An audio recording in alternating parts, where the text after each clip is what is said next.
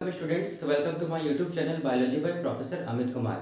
आज हम लोग क्या स्टडी करेंगे? आज हम लोग स्टडी करेंगे कि ग्लाइकोलाइसिस आरबीसी में कैसे करके होता है। ठीक है, और इसके साथ साथ हम लोग देखेंगे कि आरबीसी में जब ग्लाइकोलाइसिस चल रहा होता है तो उस टाइम पे हम लोग बोलेंगे एक पाथवे भी चलता है। ग्लाइकोलाइसिस के टाइम पे ही, ग्लाइकोलाइसिस में ये पाथवे को कंसिडर किया जाता है और उस पाथवे को हम लोग क्या बोलते हैं? उस पाथवे को हम लोग बोलते हैं ल्यूबेरिंग रेपोर्ट पाथवे या ल्यूबेरिंग रेपोर्ट साइकिल बोलते हैं। ठीक है, जिसको हम लोग शॉर्ट फॉर्म में क्या बोलते हैं?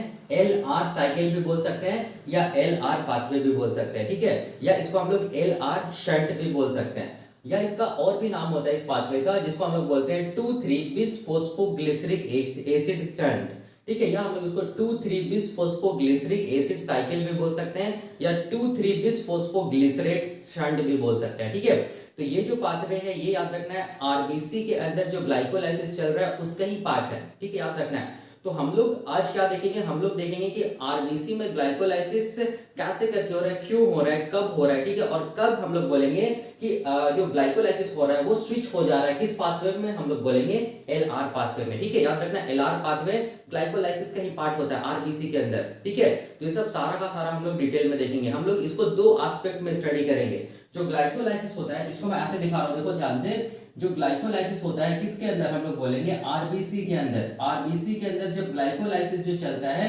उसको हम लोग दो पार्ट में या दो एस्पेक्ट में स्टडी करेंगे।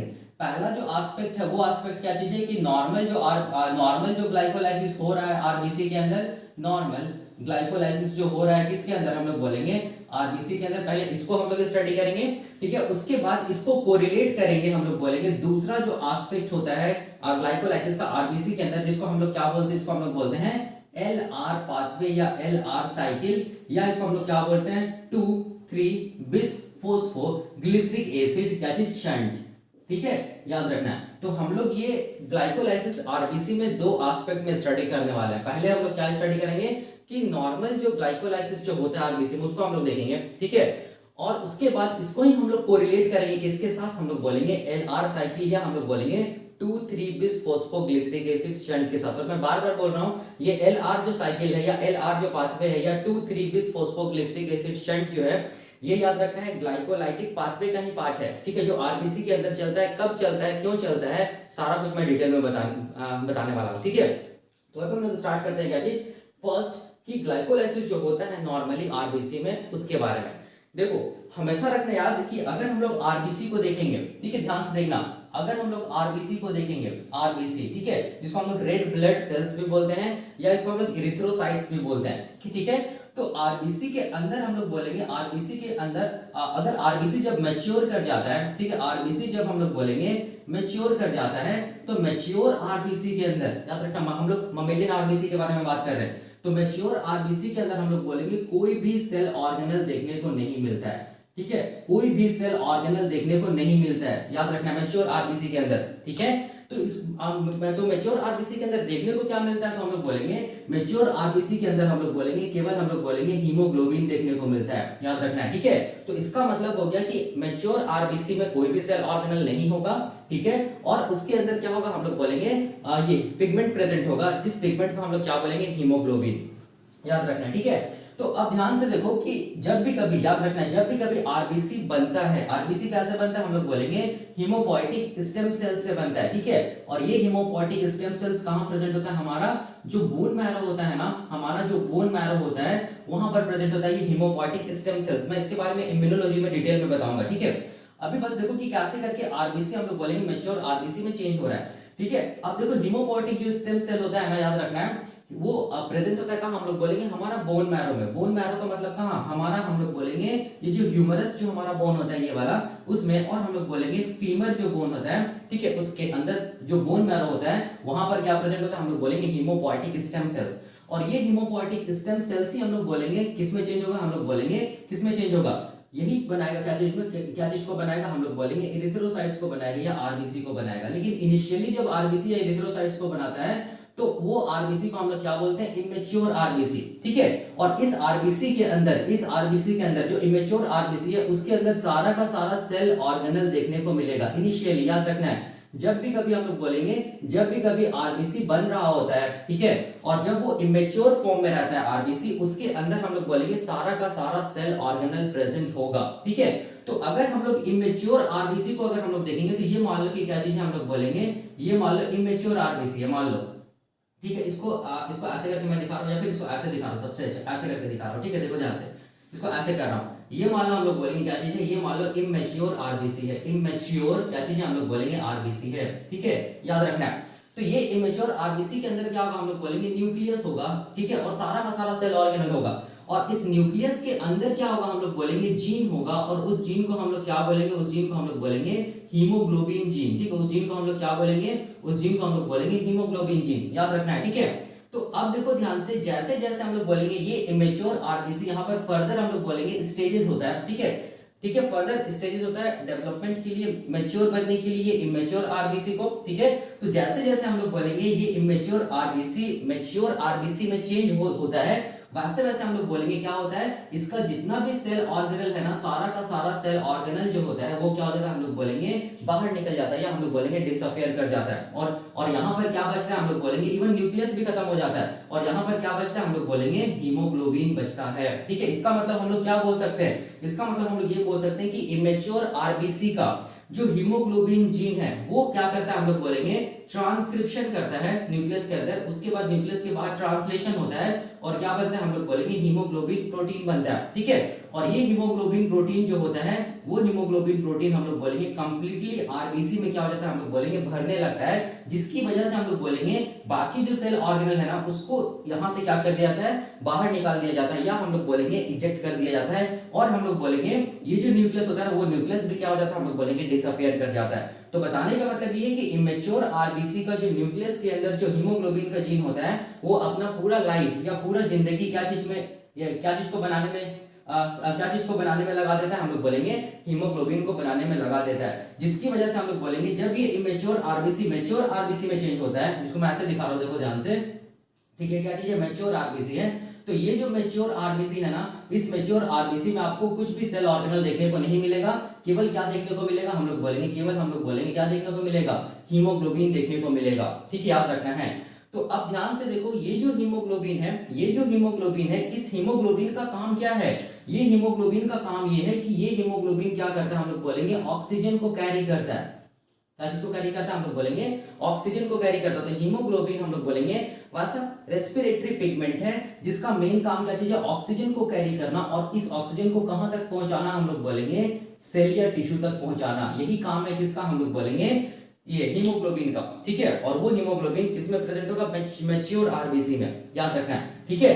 तो अब देखो यहाँ पर क्वेश्चन क्या आता है, सबसे पहला क्वेश्चन देखो ध्यान से कि आरबीसी क्या चीज में, आरबीसी क्या चीज में ट्रांसपोर्ट कर रहा है, हम लोग बोलेंगे ब्लड में, ये कहाँ ट्रांसपोर्ट कर रहा है, हम लोग बोलेंगे ब्लड में ट्रांसपोर्ट कर रहा है, कौन, आरबीसी, ठीक है।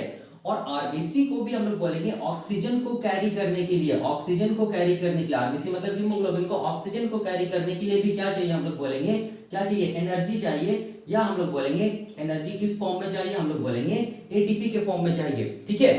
तो वो एनर्जी आरबीसी के पास कहां से आएगा, ठीक है, और जिस एनर्जी से हम लोग बोलेंगे ये आरबीसी क्या कर पाएगा, इस ऑक्सीजन को क्या कर पाएगा, हम लोग बोलेंगे कैरी कर पाएगा, डिफरेंट सेल से टिश्यू तक पहुंचा पाएगा, तो वो एटीपी या एनर्जी कहां से आता है।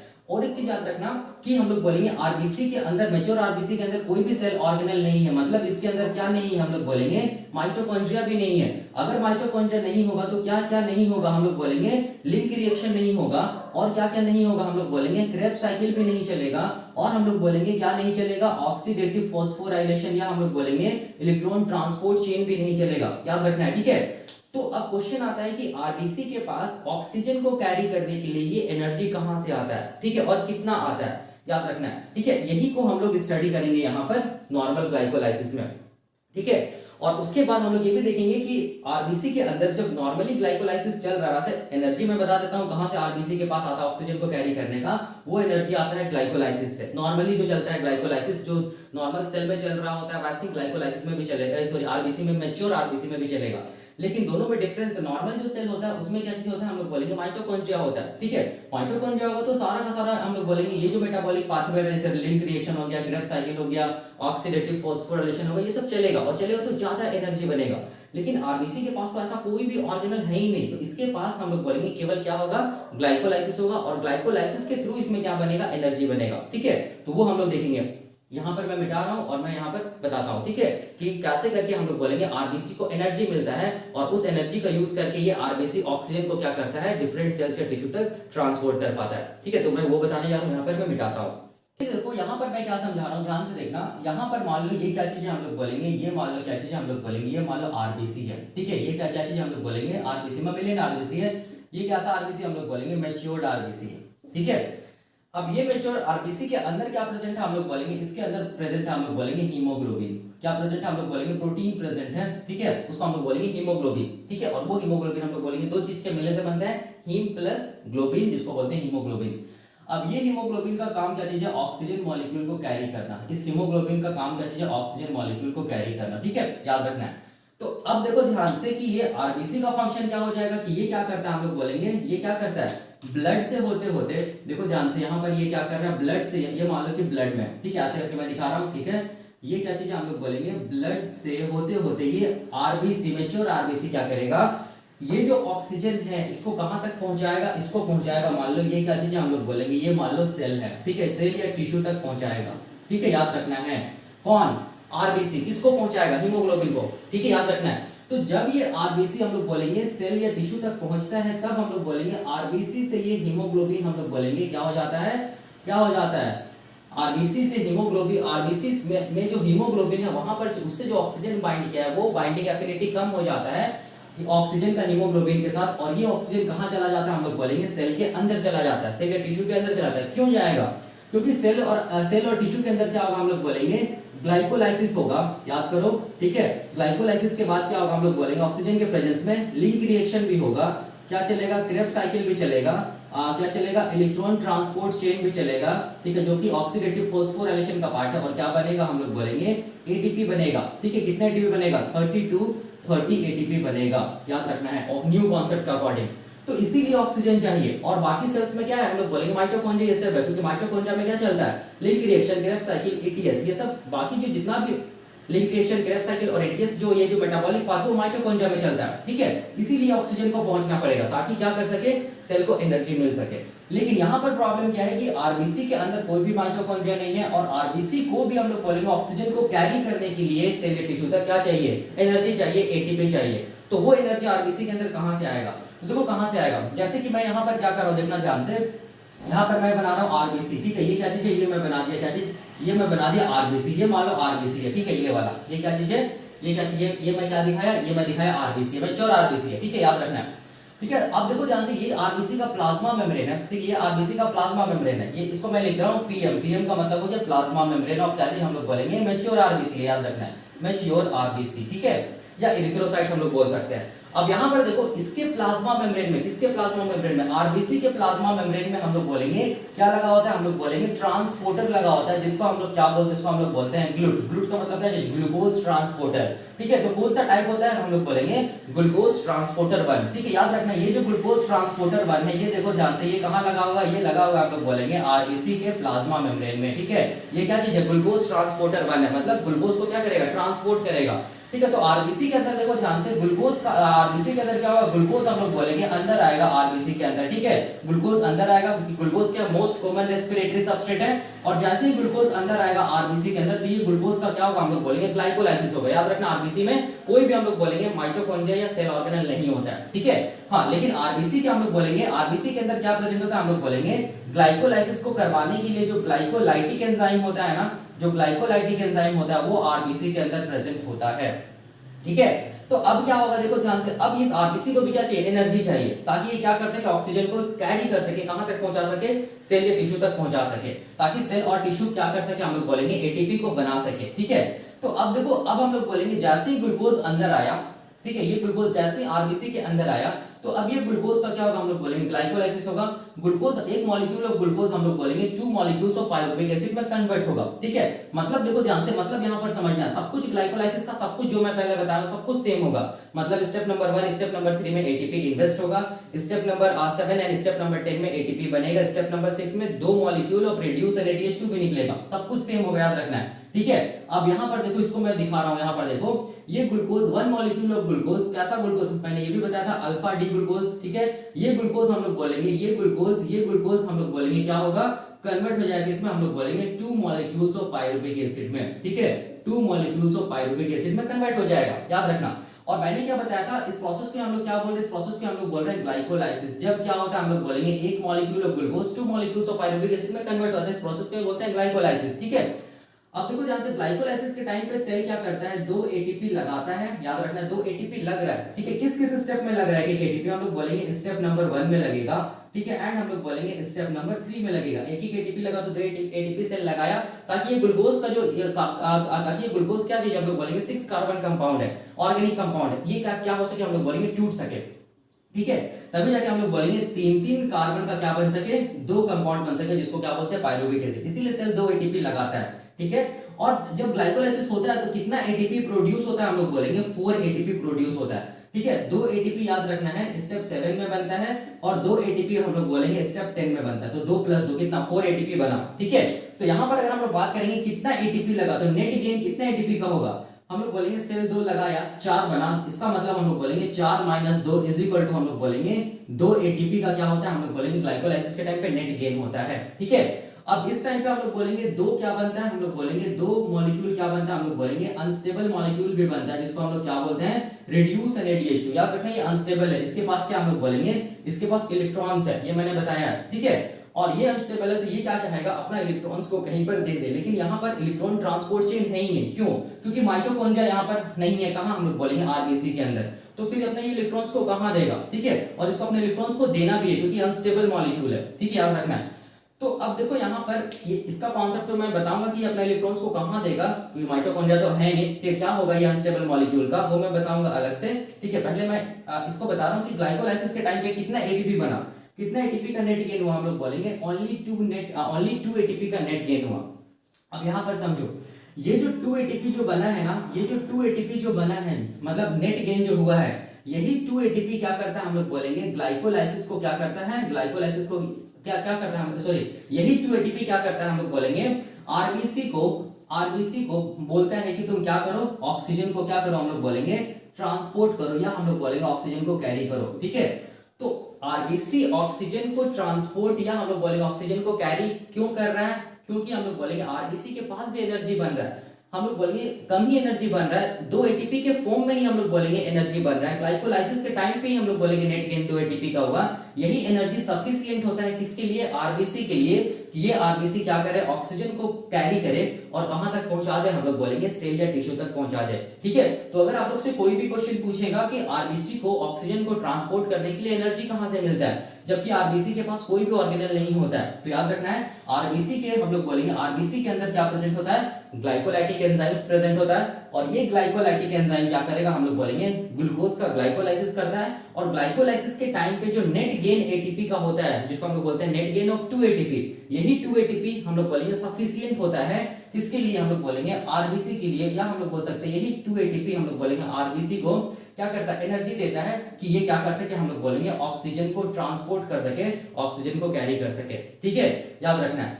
और यहाँ पर देखो ध्यान से, अब मैं यहाँ पर ये बताना चाहता हूँ, इसको मैं डिटेल में भी बताऊंगा। ठीक है, पहले मैं यहाँ पर बता लेता हूँ कि देखो ध्यान से, ये जो पायरुविक एसिड है, ये जो पायरुविक एसिड है, ठीक है, ये पायरुविक एसिड ना, इसका फेट क्या होगा, इसका फेट ये होता है, अगर हम लोग बोलेंगे यहाँ पर माइटोकॉन्ड्रिया रहता, तो ये पायरुविक एसिड माइटोकॉन्ड्रिया के अंदर चला जाता, और फिर लीक रिएक्शन होता, क्रेब्स साइकिल चलता, इलेक्ट्रॉन ट्रांसपोर्ट ये सब चलता, और एटीपी बनता है, लेकिन माइटोकॉन्ड्रिया है नहीं। तो यहाँ पर ये पायरुविक एसिड याद रखना है, यहाँ पर ये पायरुविक एसिड कन्वर्ट हो जाता है, हम लोग बोलेंगे किसमें, एक नया मॉलिक्यूल में, जिसको हम लोग क्या बोलते हैं, इसको हम लोग बोलते हैं लैक्टिक एसिड। ठीक है, ये एक नया मॉलिक्यूल में कन्वर्ट होता है, जिसको हम लोग क्या बोलते हैं, लैक्टिक एसिड, याद रखना है। ठीक है, और यहाँ पर हम लोग बोलेंगे पायरुविक एसिड से लैक्टिक एसिड बनाने के लिए, पायरुविक एसिड से हम लोग बोलेंगे लैक्टिक एसिड को बनाने के लिए जो एंजाइम है, उसको हम लोग बोलते हैं लैक्टिक एसिड डिहाइड्रोजिनेज। ठीक है, क्या बोलते हैं, लैक्टिक एसिड डिहाइड्रोजिनेज या लैक्टेट डिहाइड्रोजिनेज, ठीक है। लेकिन यहाँ पर भी प्रॉब्लम है, देखो ध्यान से क्या प्रॉब्लम है। यहाँ पर अगर लैक्टिक एसिड अगर बन रहा है तो यहाँ पर आरबीसी का जो हम लोग बोलेंगे ये क्या बोलते हैं, आरबीसी का जो क्या बोल सकते हैं, जो हीमोग्लोबिन वाला पार्ट है, ठीक है, वो क्या हो जाएगा, हम लोग बोलेंगे एसिडिक हो जाएगा, ठीक है। वो क्या हो जाएगा, हम लोग बोलेंगे एसिडिक हो जाएगा। और एसिडिक हम लोग बोलेंगे, एसिडिक एनवायरनमेंट में हम लोग बोलेंगे क्या होगा, आरबीसी अपना काम को नहीं कर पाएगा, ठीक है। तो बार बार ग्लाइकोलाइसिस होगा, तो ग्लाइकोलाइसिस होगा तो क्या अल्टीमेटली क्या बनेगा, हम लोग बोलेंगे लैक्टिक एसिड बनेगा। तो याद रखना आरबीसी के अंदर, मैच्योर आरबीसी के अंदर, ठीक है, ग्लाइकोलाइसिस का एंड प्रोडक्ट क्या होगा, ये क्वेश्चन आता है। ग्लाइकोलाइसिस का एंड प्रोडक्ट पायरुविक एसिड नहीं होगा। ध्यान से देखो ग्लाइकोलाइसिस कहां तक चल रहा है, हम लोग बोलेंगे लैक्टिक एसिड तक चल रहा है। तो इसका मतलब ग्लाइकोलाइसिस का जो एंड प्रोडक्ट होगा किसमें, हम लोग बोलेंगे मैच्योर आरबीसी में, ठीक है। वो याद रखना, वो क्या होगा, वो याद रखना, वो क्या होगा, हम लोग बोलेंगे लैक्टिक एसिड होगा, ठीक है। देख सकते हैं आप यहां तक, ठीक है। हाँ, मैच्योर आरबीसी में ग्लाइकोलाइसिस का एंड प्रोडक्ट लैक्टिक एसिड होता है, और जो एनएरोबिक रेस्पिरेशन होता है वहां पर भी हम लोग बोलेंगे लैक्टिक एसिड बनता है, जिसको बोलते हैं लैक्टिक एसिड फर्मेंटेशन, ठीक है। वहां पर भी ग्लाइकोलाइसिस का एंड प्रोडक्ट क्या होता है, लैक्टिक एसिड होता है, याद रखना है। और जो एल्कोहलिक फर्मेंटेशन होता है वहां पर ग्लाइकोलाइसिस का एंड प्रोडक्ट क्या होता है, एल्कोहल होता है, ठीक है। तो अब यहाँ पर देखो लैक्टिक एसिड बन गया, ठीक है, लैक्टिक एसिड तो बन गया। अब ये लैक्टिक एसिड यहाँ पर का एनवायरनमेंट को क्या कर देगा, एसिडिक कर देगा। अगर यहाँ पर का एनवायरनमेंट एसिडिक होगा तो आरबीसी अपना काम को नहीं कर पाएगा, मतलब ऑक्सीजन को कैरी नहीं कर पाएगा, ठीक है। लेकिन यहाँ पर एक फायदा भी है, यहाँ पर एक फायदा भी है कि पायरुविक एसिड किस में चेंज हो गया, लैक्टिक एसिड में। तो फायदा क्या है, फायदा ये है कि पायरुविक एसिड जब लैक्टिक एसिड में चेंज हो रहा था तो ये पायरुविक एसिड देखो ध्यान से, यहाँ पर कितना मॉलिक्यूल बना है, 2 मॉलिक्यूल ऑफ रिड्यूस NaDH2 बना है ना, जिसको मैं ऐसे दिखा रहा हूँ, देखो ध्यान से, यहाँ पर एक मॉलिक्यूल रिड्यूस NaDH2, यहाँ पर दूसरा मॉलिक्यूल रिड्यूस NaDH2, ठीक है। तो ये पायरुविक एसिड, हम देखो ध्यान से, ये पायरुविक एसिड ये जो रिड्यूस NaDH2 का जो H2 है ना, इसको यहाँ पर यूज करेगा, यहाँ हम लोग बोलेंगे ये रिड्यूस NaDH2 को पायरुविक एसिड यूज करेगा, ठीक है। और ये पायरुविक एसिड को ये एंजाइम क्या करेगा, हम लोग बोलेंगे कन्वर्ट कर देगा लैक्टिक एसिड में। तो ये H2 कहाँ किसके साथ जुड़ गया, पायरुविक एसिड के साथ जुड़ गया। तो यहाँ पर कौन रिलीज हो गया बाहर, हम लोग बोलेंगे NAD रिलीज हो गया, ठीक है, मतलब रीजनरेट हो गया। यहाँ पर भी सेम देखो ध्यान से, पायरुविक एसिड से हम लोग बोलेंगे NaDH2 का H2 क्या होगा, हम लोग बोलेंगे जुड़ेगा, ठीक है। कौन से एंजाइम के प्रेजेंस में, लैक्टिक एसिड डिहाइड्रोजिनेज। तो यहाँ पर पायरुविक एसिड कन्वर्ट हो जाएगा लैक्टिक एसिड में, और कौन रिलीज हो जाएगा बाहर, हम लोग बोलेंगे NAD। और NAD को हम लोग क्या बोलते हैं, यूनिवर्सल इलेक्ट्रॉन एक्सेप्टर मॉलिक्यूल है, ठीक है। और ये NAD चाहिए, क्यों चाहिए, क्योंकि ग्लाइकोलाइसिस जब होगा तब क्या बनेगा, हम लोग बोलेंगे रिड्यूस NaDH2 बनेगा। मतलब ये NAD क्या करेगा, इलेक्ट्रॉन्स को लेगा, ठीक है। तो इसको रीजनरेट कराने के लिए क्या चाहिए, हम लोग बोलेंगे इसको NAD को रीजनरेट कराने के लिए पायरुविक एसिड किस में चेंज हो गया, लैक्टिक एसिड में चेंज हो गया, ठीक है। तो इसका सिग्निफिकेंस यहाँ पर ये है, पायरुविक एसिड लैक्टिक एसिड में क्यों चेंज हुआ, ताकि हम लोग बोलेंगे रिड्यूस NaDH2 में जो इलेक्ट्रॉन्स है ना, वो इलेक्ट्रॉन्स को किसमें दिया जा सके, पायरुविक एसिड में। और ये एंजाइम लैक्टिक एसिड डिहाइड्रोजिनेज जो एंजाइम है वो हम लोग बोलेंगे रिड्यूस NaDH2 से इलेक्ट्रॉन्स को लेके पायरुविक एसिड में, इस पायरुविक एसिड को कन्वर्ट कर सके किसमें, हम लोग बोलेंगे लैक्टिक एसिड में। तो इसका फायदा ये है कि जो रिड्यूस NaDH2 है वो रिड्यूस NaDH2 से इलेक्ट्रॉन्स तो चला ही गया पायरुविक एसिड में, वो चेंज हो गया लैक्टिक एसिड में, ठीक है। और ये रिड्यूस NaDH2 ऑक्सीडाइज हो गया किस फॉर्म में, NAD के फॉर्म में। अब ये NAD फिर से क्या होगा, हम लोग बोलेंगे ग्लाइकोलाइसिस में पार्टिसिपेट करेगा, ये NAD फिर से क्या होगा, ग्लाइकोलाइसिस में पार्टिसिपेट करेगा, ठीक है। तो ये फायदा भी है, ठीक है। तो याद रखना है ये जो रिड्यूस NaDH2 उसका फेट क्या होगा, रिड्यूस NaDH2 का फेट ये होगा कि वो क्या चीज में हेल्प करेगा, पायरुविक एसिड को लैक्टिक एसिड में कन्वर्ट कराने के लिए, पायरुविक एसिड को लैक्टिक एसिड में कन्वर्ट कराने के लिए, ठीक है। याद रखना ये रिड्यूस NaDH2 यहाँ पर अपने इलेक्ट्रॉन्स को देगा, किसको, पायरुविक एसिड को, तब जाके पायरुविक एसिड लैक्टिक एसिड में कन्वर्ट हो जाएगा, ताकि कौन रीजनरेट कर सके, NAD रीजनरेट कर सके, क्योंकि यहाँ पर कोई भी ETS सिस्टम नहीं होता है, याद रखना, ठीक है। तो ये फायदा भी है लैक्टिक एसिड बनाने का। इसीलिए हम लोग बोलते हैं कि ग्लाइकोलाइसिस का एंड प्रोडक्ट होता है आरबीसी में क्या चीज, लैक्टिक एसिड होता है। लेकिन अब यहाँ पर फायदा तो है, चलो रीजनरेट तो करा दिया किसको, NAD को, लेकिन यहाँ पर प्रॉब्लम भी है। क्या प्रॉब्लम है, तो हम लोग बोलेंगे देखो ध्यान से, लैक्टिक एसिड का कॉन्सेंट्रेशन बार बार क्या होगा, बढ़ेगा ना आरबीसी के अंदर। और अगर लैक्टिक एसिड का कॉन्सेंट्रेशन बढ़ेगा तो हम लोग बोलेंगे अंदर आरबीसी का जो अंदर का जो एनवायरनमेंट वो क्या हो जाएगा, एसिडिक हो जाएगा। अब वो एसिडिक एनवायरनमेंट में आरबीसी ऑक्सीजन को कैरी नहीं कर पाएगा। तब क्वेश्चन आता है लैक्टिक एसिड का क्या होगा, ठीक है। तो मैं अभी क्या बताने जा रहा हूँ, मैं बताने जा रहा हूँ इस लैक्टिक एसिड का क्या होगा, आरबीसी में जो लैक्टिक एसिड बन रहा है उसका क्या होगा, ठीक है। क्यों बना लैक्टिक एसिड, ताकि हम लोग बोलेंगे रिड्यूस NaDH2, ये रिड्यूस NaDH2 किस में ऑक्सीडाइज हो सके, हम लोग बोलेंगे NAD में, ठीक है। या NAD को रीजनरेट कराने के लिए हम लोग बोलेंगे ये पायरुविक एसिड लैक्टिक एसिड में कन्वर्ट हो गया, जिसमें कौन यूज हुआ, NADH2, ये NaDH2 यूज हुआ, यहाँ पर भी देखो NaDH2 यूज हुआ, ठीक है, ताकि कौन रीजनरेट कर सके, NAD रीजनरेट कर सके, याद रखना है, ठीक है। लेकिन प्रॉब्लम भी है, प्रॉब्लम क्या है, लैक्टिक एसिड बार बार बनेगा, तो इस लैक्टिक एसिड का अब क्या होगा, ठीक है, तो मैं वो बताने जा रहा हूँ, मैं यहाँ पर मिटाता हूँ और मैं बताता हूँ। तो ध्यान से देखो, यहाँ पर ये क्या चीज था, ये था, हम लोग बोलेंगे ये था क्या चीज, ये था आरबीसी। इसको मैं ऐसे दिखा रहा हूँ, आरबीसी को मैं ऐसे दिखा रहा हूँ, ऐसे करके, ठीक है, इसको ऐसे समझो, आरबीसी को मैं ऐसे बना रहा हूँ यहाँ पर ऐसे करके, ठीक, ये क्या चीज हम लोग बोलेंगे, ये है मेच्योर आरबीसी, ठीक है, मैं इसको ऐसे दिखा रहा हूँ। यहाँ पर क्या बना हम लोग बोलेंगे, यहाँ पर हम लोग बोलेंगे क्या हुआ था, लैक्टिक एसिड बना था, याद करो, ठीक है, एक मॉलिक्यूल ऑफ ग्लूकोज से हम लोग बोलेंगे 2 मॉलिक्यूल्स ऑफ लैक्टिक एसिड बना था। तो मैं यहाँ पर दिखा दे रहा हूँ, देखो ध्यान से, एक मॉलिक्यूल ऑफ ग्लूकोज से हम लोग बोलेंगे क्या हुआ था, 2 मॉलिक्यूल्स ऑफ पहले पायरुविक एसिड बना था, अब वो पायरुविक एसिड चेंज हो गया था किसमें, लैक्टिक एसिड में, और यहाँ पर सेल क्या किया था, 2 ATP इन्वेस्ट किया था, 4 ATP बना था, तो नेट गेन कितना ATP का हुआ, हम लोग बोलेंगे नेट गेन कितना ATP का हुआ, 4 - 2 इज इक्वल टू हम लोग बोलेंगे 2 ATP का नेट गेन, और यही ATP सफिशिएंट होता है आरबीसी को एनर्जी प्रोवाइड करने के लिए कि आरबीसी ऑक्सीजन को कैरी कर सके, ट्रांसपोर्ट कर सके। और यहाँ पर क्या हुआ था, 2 रिड्यूस NaDH2 मॉलिक्यूल भी निकला था, NaDH2 अनस्टेबल मॉलिक्यूल, इसके पास इलेक्ट्रॉन्स है, यहाँ पर भी NaDH2 देखो ध्यान से ग्लाइकोलाइसिस के टाइम पे, ठीक है। अब ये हम लोग बोलेंगे रिड्यूस NaDH2 अनस्टेबल है, ये भी अपने इलेक्ट्रॉन्स को कहीं देना चाहेगा, ठीक है, और यहाँ पर भी क्या होना पड़ेगा, हम लोग बोलेंगे ये जो NAD है ना, जिसको बोलते हैं यूनिवर्सल इलेक्ट्रॉन एक्सेप्टर, इसको रीजनरेट होना पड़ेगा।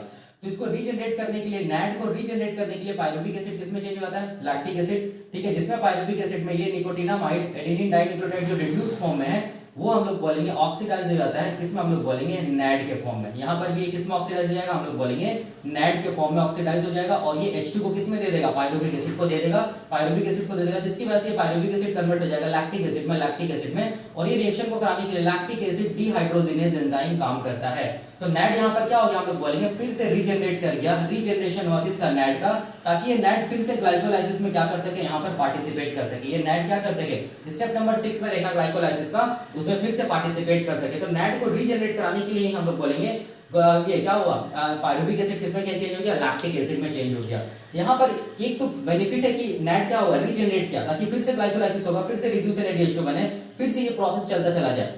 लेकिन प्रॉब्लम यहाँ पर क्या हो गया कि ये लैक्टिक एसिड बन गया, लैक्टिक एसिड बनेगा तो लैक्टिक एसिड का अगर कॉन्सेंट्रेशन आरबीसी के अंदर अगर बढ़ेगा तो इन्वायरमेंट क्या हो जाएगा, हम लोग बोलेंगे हाईली एसिडिक हो जाएगा, और ये एसिडिक इन्वायरमेंट में आरबीसी ऑक्सीजन को कैरी नहीं कर पाएगा। ये कैसा आरबीसी, ये मैच्योर आरबीसी है, ठीक है, याद रखना है, कैसा आरबीसी है, मैच्योर आरबीसी। तब क्या होगा, देखो तब हम लोग बोलेंगे, देखना ध्यान से क्या होता है, ये आरबीसी क्या करता है ना, ये आरबीसी में हम लोग बोलेंगे कौन सा ट्रांसपोर्टर था, आरबीसी में हम लोग बोलेंगे कौन सा ट्रांसपोर्टर लगा हुआ था, GLUT1, ठीक है, ग्लूकोज ट्रांसपोर्टर 1, यहीं से क्या हुआ था, हम लोग बोलेंगे ग्लूकोज क्या हुआ था, ब्लड से आरबीसी के अंदर में आया था, ठीक है। अब यहाँ पर देखो, अब यहाँ पर क्या करता है आरबीसी, आरबीसी क्या करता है, इस लैक्टिक एसिड को क्या करता है, देखो ध्यान से, इस लैक्टिक एसिड को ट्रांसपोर्ट कर देता है कहाँ, हम लोग बोलेंगे ब्लड में, ठीक है। तो ये मान लो ब्लड का वेसल्स है, ठीक है, ये क्या चीज हम लोग बोलेंगे, ये मान लो ब्लड का वेसल्स है, ठीक है, यहाँ पर ट्रांसपोर्ट कर दिया कौन, आरबीसी, किसको, लैक्टिक एसिड को, ये क्या चीज है, हम लोग बोलेंगे ये मान लो ब्लड है। कैसे करके ट्रांसपोर्ट किया, तो हम लोग बोलेंगे आरबीसी के मेम्ब्रेन में ट्रांसपोर्टर लगा होता है, देखो ध्यान से, इसको मैं ऐसे दिखा रहा हूँ, ये ट्रांसपोर्टर है जिसको बोलते हैं लैक्टिक एसिड ट्रांसपोर्टर, इसको हम लोग क्या बोलते हैं, इसको हम लोग बोलते हैं lactic acid transporter, lactic acid transporter. और इस लैक्टिक एसिड ट्रांसपोर्टर के थ्रू आरबीसी क्या किया, लैक्टिक एसिड को कहां कहां ये कर दिया ट्रांसपोर्ट, हम लोग बोलेंगे ब्लड में, ठीक है, कहने का मतलब हो गया लैक्टिक एसिड। अब लैक्टिक एसिड जैसे ही ब्लड में आएगा, देखना ध्यान से, जैसे ही ब्लड में आएगा तो ब्लड से होते होते होते होते ये लैक्टिक एसिड चला जाएगा कहां, हम लोग बोलेंगे लैक्टिक एसिड चला जाएगा कहां, हम लोग बोलेंगे लीवर में, ठीक है, ये लैक्टिक एसिड कहां चला जाएगा, लीवर में। तो ये क्या चीज है, हमारा लीवर है मान लो, ठीक है। तो ये लैक्टिक एसिड देखो ध्यान से, ये लैक्टिक एसिड चला जाएगा किसके अंदर, हम लोग बोलेंगे लीवर के अंदर, ऐसे करके, इसको मैं ऐसे दिखा रहा हूँ, लैक्टिक एसिड लीवर के अंदर चला गया, ठीक है। मैं एक ही लैक्टिक एसिड को दिखा रहा हूँ, आप दोनों लेके चलना, ठीक है। अब देखो ध्यान से कि क्या होगा, लैक्टिक एसिड को लीवर क्या करेगा, फिर से हम लोग बोलेंगे वापस किस में कन्वर्ट करेगा, पायरुविक एसिड में कन्वर्ट करेगा, ठीक है, याद रखना है, लैक्टिक एसिड को लीवर क्या चीज में कन्वर्ट करेगा, पायरुविक एसिड में कन्वर्ट करेगा, ठीक है। अब हम लोग बोलेंगे कि ये पायरुविक एसिड को लीवर क्या करेगा, देखो ध्यान से, ये पायरुविक एसिड को लीवर क्या करेगा, ध्यान से देखो, क्या चीज में कन्वर्ट करेगा, ग्लूकोज में कन्वर्ट करेगा, ठीक है, ग्लूकोज में कन्वर्ट करेगा। ये याद रखना, ये एसिड है ये क्या चीज है, एसिड है, ये भी एसिड है, कैसे करके कन्वर्ट करेगा, लैक्टिक एसिड पायरुविक एसिड में कन्वर्ट हो गए एंजाइम्स के प्रेजेंस में, ठीक है। अब ये पायरुविक एसिड किस में कन्वर्ट होगा, ग्लूकोज में। तो यहाँ पर एसिड किस में कन्वर्ट हो रहा है, हम लोग बोलेंगे कार्बोहाइड्रेट्स में कन्वर्ट हो रहा है, ठीक है। तो इसका मतलब एसिड क्या हो गया, नन कार्बोहाइड्रेट्स हो गया, ठीक है। नन कार्बोहाइड्रेट से जब कार्बोहाइड्रेट्स बनता है तो उस प्रोसेस को हम लोग क्या बोलते हैं, उस प्रोसेस को हम लोग बोलते हैं ग्लूकोनियोजेनेसिस। इसका मतलब लीवर क्या किया, ग्लूकोनियोजेनेसिस किया। देखो ध्यान से, कितना अच्छा कॉन्सेप्ट है, ठीक है। अल्टीमेटली ग्लूकोज बना। अब ये ग्लूकोज को लीवर क्या करेगा, देखो ध्यान से, फिर से कहां सीक्रेट कर देगा, फिर से लीवर कहां डाल देगा, ब्लड में डाल देगा। अब ये ग्लूकोज फिर से हम लोग बोलेंगे सेल के अंदर आएगा, आरबीसी के अंदर भी आएगा, और भी जितने भी सेल्स है उसके अंदर भी जाएगा, ठीक है, याद रखना है, ताकि फिर से ये प्रोसेस हो सके, ठीक है। तो ऐसे करके हम लोग बोलेंगे ये साइकिल चलता है, और इस साइकिल को हम लोग क्या बोलते हैं, इस साइकिल को हम लोग बोलते हैं क्या चीज, लैक्टिक एसिड साइकिल, ठीक है, याद रखना है। इस साइकिल को हम लोग क्या बोलेंगे, लैक्टिक एसिड साइकिल। तो देख सकते हैं लैक्टिक एसिड का फेट यहाँ पर क्या हुआ, लैक्टिक एसिड को लीवर वापस देखो फिर से पायरुविक एसिड में कन्वर्ट किया, और पायरुविक एसिड में कन्वर्ट करने के बाद ये पायरुविक एसिड को लीवर फिर क्या किस में कन्वर्ट कर दिया, ग्लूकोज में, कार्बोहाइड्रेट्स में, एसिड को कार्बोहाइड्रेट्स में कन्वर्ट किया। इस प्रोसेस को बोलते हैं ग्लूकोनियोजेनेसिस। अब ग्लूकोज को फिर से वो किस में डाल दिया, ब्लड में, फिर से ब्लड से ग्लूकोज कहां आएगा, आरबीसी में, फिर ये प्रोसेस चलता चला जाएगा, जिसको बोलते हैं लैक्टिक एसिड फर्मेंटेशन, ठीक है। तो यहाँ पर क्वेश्चन आती है ग्लूकोनियोजेनेसिस क्या होता है। तो देखो ध्यान से, हम लोग बोलेंगे कि जब भी कभी नन कार्बोहाइड्रेट सोर्स से, ठीक है, नन कार्बोहाइड्रेट सोर्स से क्या बने, कोई भी कार्बोहाइड्रेट्स बने, कोई भी कार्बोहाइड्रेट्स बने, इस प्रोसेस को बोलते हैं क्या चीज, हम लोग बोलेंगे ग्लूकोनियोजेनेसिस को हम लोग क्या बोलते हैं, ग्लूकोनियोजेनेसिस बोलते हैं, याद रखना है। नन कार्बोहाइड्रेट का मतलब क्या हो गया, वैसा चीज जो कार्बोहाइड्रेट्स नहीं है, जैसे हम लोग बोलेंगे एसिड हो गया, ठीक है, जैसे कौन सा एसिड, जैसे हम लोग बोलेंगे पायरुविक एसिड, पायरुविक एसिड हो गया, प्रोटीन हो गया, एमिनो एसिड हो गया, ये सब क्या है, एमिनो एसिड हो गया, प्रोटीन्स हो गया, लिपिड्स हो गया, फैटी एसिड्स हो गया, ये सब एसिड है, प्रोटीन से लिपिड, ये कार्बोहाइड्रेट्स नहीं है। तो जब भी कभी हम लोग बोलेंगे, जिसको हम लोग बोलते हैं नन कार्बोहाइड्रेट से कोई भी कार्बोहाइड्रेट बने, चाहे वो ग्लूकोज बने, चाहे वो फ्रुक्टोज बने, ठीक है, चाहे वो एराबिनोज बने, ठीक है, चाहे वो मैनोज बने, कोई सा भी कार्बोहाइड्रेट्स बने, इस प्रोसेस को क्या बोलते हैं, ग्लूकोनियोजेनेसिस। और ये ग्लूकोनियोजेनेसिस याद रखना, it is one of the most important function of the liver, इस चीज को दिमाग में रखना है। तो ये चीज आई थिंक क्लियर हो गया कि कैसे करके ग्लाइकोलाइसिस जो आरबीसी में होता है वो क्या होता है, क्या उसका एंड प्रोडक्ट बनता है, ये सब सारा कुछ क्लियर हो गया। तो यहाँ पर हम लोग कंक्लूजन क्या निकाल सकते हैं, यहाँ पर हम लोग कंक्लूजन ये निकाल सकते हैं, कंक्लूजन क्या निकाल सकते हैं, कंक्लूजन क्या निकाल सकते हैं, ठीक है, कि नॉर्मली जब हम लोग बोलेंगे आरबीसी के अंदर ग्लाइकोलाइसिस होता है, वहां पर हम लोग बोलेंगे नेट गेन कितने एटीपी का होता है, हम लोग बोलेंगे 2 एटीपी का क्या होता है, नेट गेन होता है, ठीक है, याद रखना है। अब देख सकते हैं 2 एटीपी का नेट गेन हुआ, ठीक है, याद रखना है। कहीं से भी आपको दिख रहा है यहाँ पर कार्बन डाइऑक्साइड बाहर निकलते हुए, हम लोग बोलेंगे नहीं, इसका मतलब कोई भी कार्बन डाइऑक्साइड बाहर नहीं निकलता, no carbon dioxide is released, ठीक है। इसका मतलब कोई भी हम लोग बोलेंगे डीकार्बोक्सिलेशन रिएक्शन नहीं होता है, याद रखना है, किसमें, आरबीसी के अंदर, ठीक है। अब उसके बाद देखो ध्यान से, इन प्रोडक्ट क्या होता है, आरबीसी के अंदर जो ग्लाइकोलाइसिस होता है उसका इन प्रोडक्ट क्या होता है, देखो ध्यान से, लैक्टिक एसिड होता है। तो यहाँ पर जो इन प्रोडक्ट होता है वो इन प्रोडक्ट क्या होता है ग्लाइकोलाइसिस का, हम लोग बोलेंगे आरबीसी के अंदर लैक्टिक एसिड होता है, ठीक है। तो ये कंक्लूजन था, याद रखना है। तो ऐसे करके आरबीसी को क्या मिला, एटीपी मिला या एनर्जी मिला, और ये आरबीसी क्या किया, ऑक्सीजन को कैरी किया, ठीक है। अब यहाँ पर देखो, समझो, यहाँ पर आरबीसी का काम क्या चीज है, ऑक्सीजन को कैरी करना, आरबीसी को एनर्जी भी मिल गया, कितना एनर्जी मिला, हम लोग बोलेंगे 2 एटीपी के फॉर्म में एनर्जी मिला, ग्लाइकोलाइसिस के दौरान ही एनर्जी मिला, नेट गेन 2 एटीपी का हुआ, वही एटीपी का आरबीसी यूज करके क्या करता है, ऑक्सीजन को ट्रांसपोर्ट करता है, ठीक है। लेकिन अब यहाँ पर देखो, जब यहाँ पर एक प्रॉब्लम है, क्या प्रॉब्लम है, देखो ध्यान से, ये आरबीसी के अंदर हीमोग्लोबिन है, और वो हीमोग्लोबिन देखो ध्यान से, ये मान लो ऑक्सीजन मॉलिक्यूल से बाइंड है हीमोग्लोबिन, ठीक है। अब यहाँ पर प्रॉब्लम क्या चीज है, जब ये आरबीसी तो ब्लड में है ना, जब ये आरबीसी टिश्यू तक पहुंचेगा, ठीक है, इसको मैं ऐसे दिखा रहा हूँ, देखो ध्यान से, जब ये आरबीसी हम लोग बोलेंगे टिश्यू तक पहुंचता है, मान लीजिए टिश्यू या सेल है, मान लो, ठीक है, सेल या हम लोग बोलेंगे टिश्यू है, ठीक है। तो इस सेल या टिश्यू को क्या चाहिए, हम लोग बोलेंगे ऑक्सीजन चाहिए। तब अब यहाँ पर आरबीसी के हीमोग्लोबिन से जो ऑक्सीजन जुड़ा हुआ है, ये ऑक्सीजन कैसे करके आरबीसी के हीमोग्लोबिन से हटेगा, और कैसे करके ये ऑक्सीजन कहाँ पहुंचेगा, टिश्यू के अंदर पहुंचेगा, ठीक है। मतलब इसको हम लोग बोलते हैं अनलोडिंग, क्या बोलते हैं, अनलोडिंग ऑफ क्या चीज, हम लोग बोलेंगे ऑक्सीजन फ्रॉम हीमोग्लोबिन। तभी जाके हम लोग बोलेंगे ऑक्सीजन कहां से कहां पहुंच पाएगा, आरबीसी से टिश्यू में पहुंच पाएगा। तो अनलोडिंग कैसे करके होगा ऑक्सीजन का, किससे, हीमोग्लोबिन से, ताकि ये ऑक्सीजन सेल या टिश्यू तक पहुंच पाए, और सेल या टिश्यू तक पहुंचने के बाद ये आगे क्या चीज करा पाए, जो भी है जैसे कि link reaction, Krebs cycle, ATS, ये सब, ठीक है, और एटीपी बन सके। तो ये अनलोडिंग ऑफ ऑक्सीजन कैसे होगा आरबीसी से, ठीक है, या हम लोग बोलेंगे हीमोग्लोबिन से। इसी को हम लोग स्टडी करेंगे, किसमें हम लोग बोलेंगे ये ल्यूबेरिन रेपोपोर्ट साइकिल में, ठीक है, या हम लोग बोलेंगे एलआर साइकिल, या हम लोग बोलेंगे 2,3-bis फॉस्फोग्लिसरिक एसिड साइकिल, ठीक है, या शंट बोलते हैं। शंट क्यों बोलते हैं, क्योंकि ये शॉर्टकट, इसमें क्या होता है,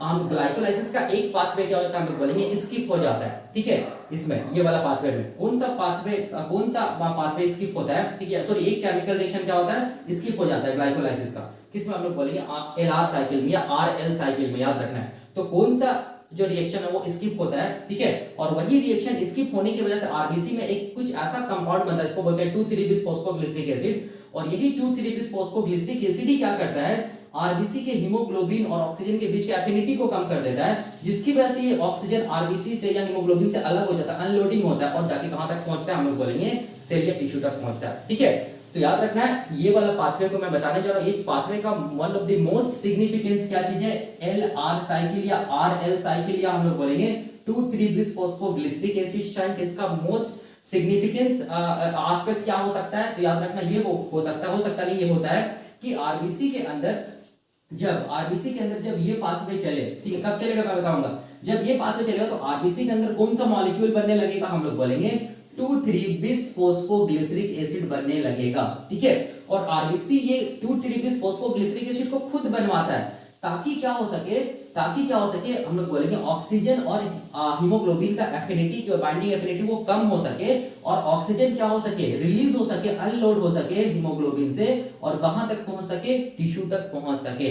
इसका मतलब याद रखना है कि 2,3-bis फॉस्फोग्लिसरिक एसिड अगर जितना ज्यादा बढ़ेगा, उतना ज्यादा हम लोग बोलेंगे ऑक्सीजन और हीमोग्लोबिन का बाइंडिंग एफिनिटी कम होगा, और ऑक्सीजन क्या होगा, अनलोड होगा, आरबीसी से कहां तक पहुंचेगा, टिश्यू तक पहुंचेगा। इसी साइकिल को क्या बोलते हैं, एलआर साइकिल बोलते हैं। लेकिन इसको कराने के लिए आरबीसी को क्या करना पड़ता है, एक स्टेप जो होता है ग्लाइकोलाइसिस का, उसको स्किप करना पड़ता है, ठीक है, और वो स्टेप कौन सा होता है, हम लोग बोलेंगे स्टेप नंबर 7, और स्टेप नंबर 7 में क्या होता है, सबस्ट्रेट लेवल फॉस्फोराइलेशन होता है। याद रखना, स्टेप नंबर 7 ऑफ ग्लाइकोलाइसिस का क्या करना पड़ता है, आरबीसी को वो स्टेप को स्किप करना पड़ता है, और वो स्टेप इंपॉर्टेंट है, क्योंकि वो स्टेप से क्या बन रहा है, एटीपी बन रहा है, सबस्ट्रेट लेवल फॉस्फोराइलेशन हो रहा है, ठीक है। इसका मतलब कितना एटीपी बन रहा है, हम लोग बोलेंगे 2 एटीपी बन रहा है स्टेप नंबर 7 में, ठीक है, याद रखना है। तो 2 एटीपी को आरबीसी नहीं बना के उस टाइम पे क्या बनाने लगता है, हम लोग बोलेंगे 2,3-bis फॉस्फोग्लिसरिक एसिड को बनाने लगता है। क्यों, क्योंकि इसको क्या करना, आरबीसी को ऑक्सीजन से हीमोग्लोबिन को अलग करना, ताकि ये ऑक्सीजन सेल या टिश्यू तक पहुंचे, ठीक है। उसके लिए आरबीसी क्या करने लगता है, एटीपी को नहीं बना के स्टेप नंबर 7 को स्किप करके क्या करने लगता है, एक नया मॉलिक्यूल बनाने लगता है, मतलब ग्लाइकोलाइसिस को दूसरा पाथवे में भेज देता है, ठीक है, जिस पाथवे के थ्रू 2,3-bis फॉस्फोग्लिसरिक एसिड बनता है, और वही हम लोग बोलेंगे क्या करता है, ऑक्सीजन और हीमोग्लोबिन के बीच के एफिनिटी को रिड्यूस करता है, कम करता है, जिसकी वजह से ऑक्सीजन अनलोड हो पाता है, और ये कहां तक पहुंच पाता है, सेल या टिश्यू तक पहुंच पाता है, ठीक है।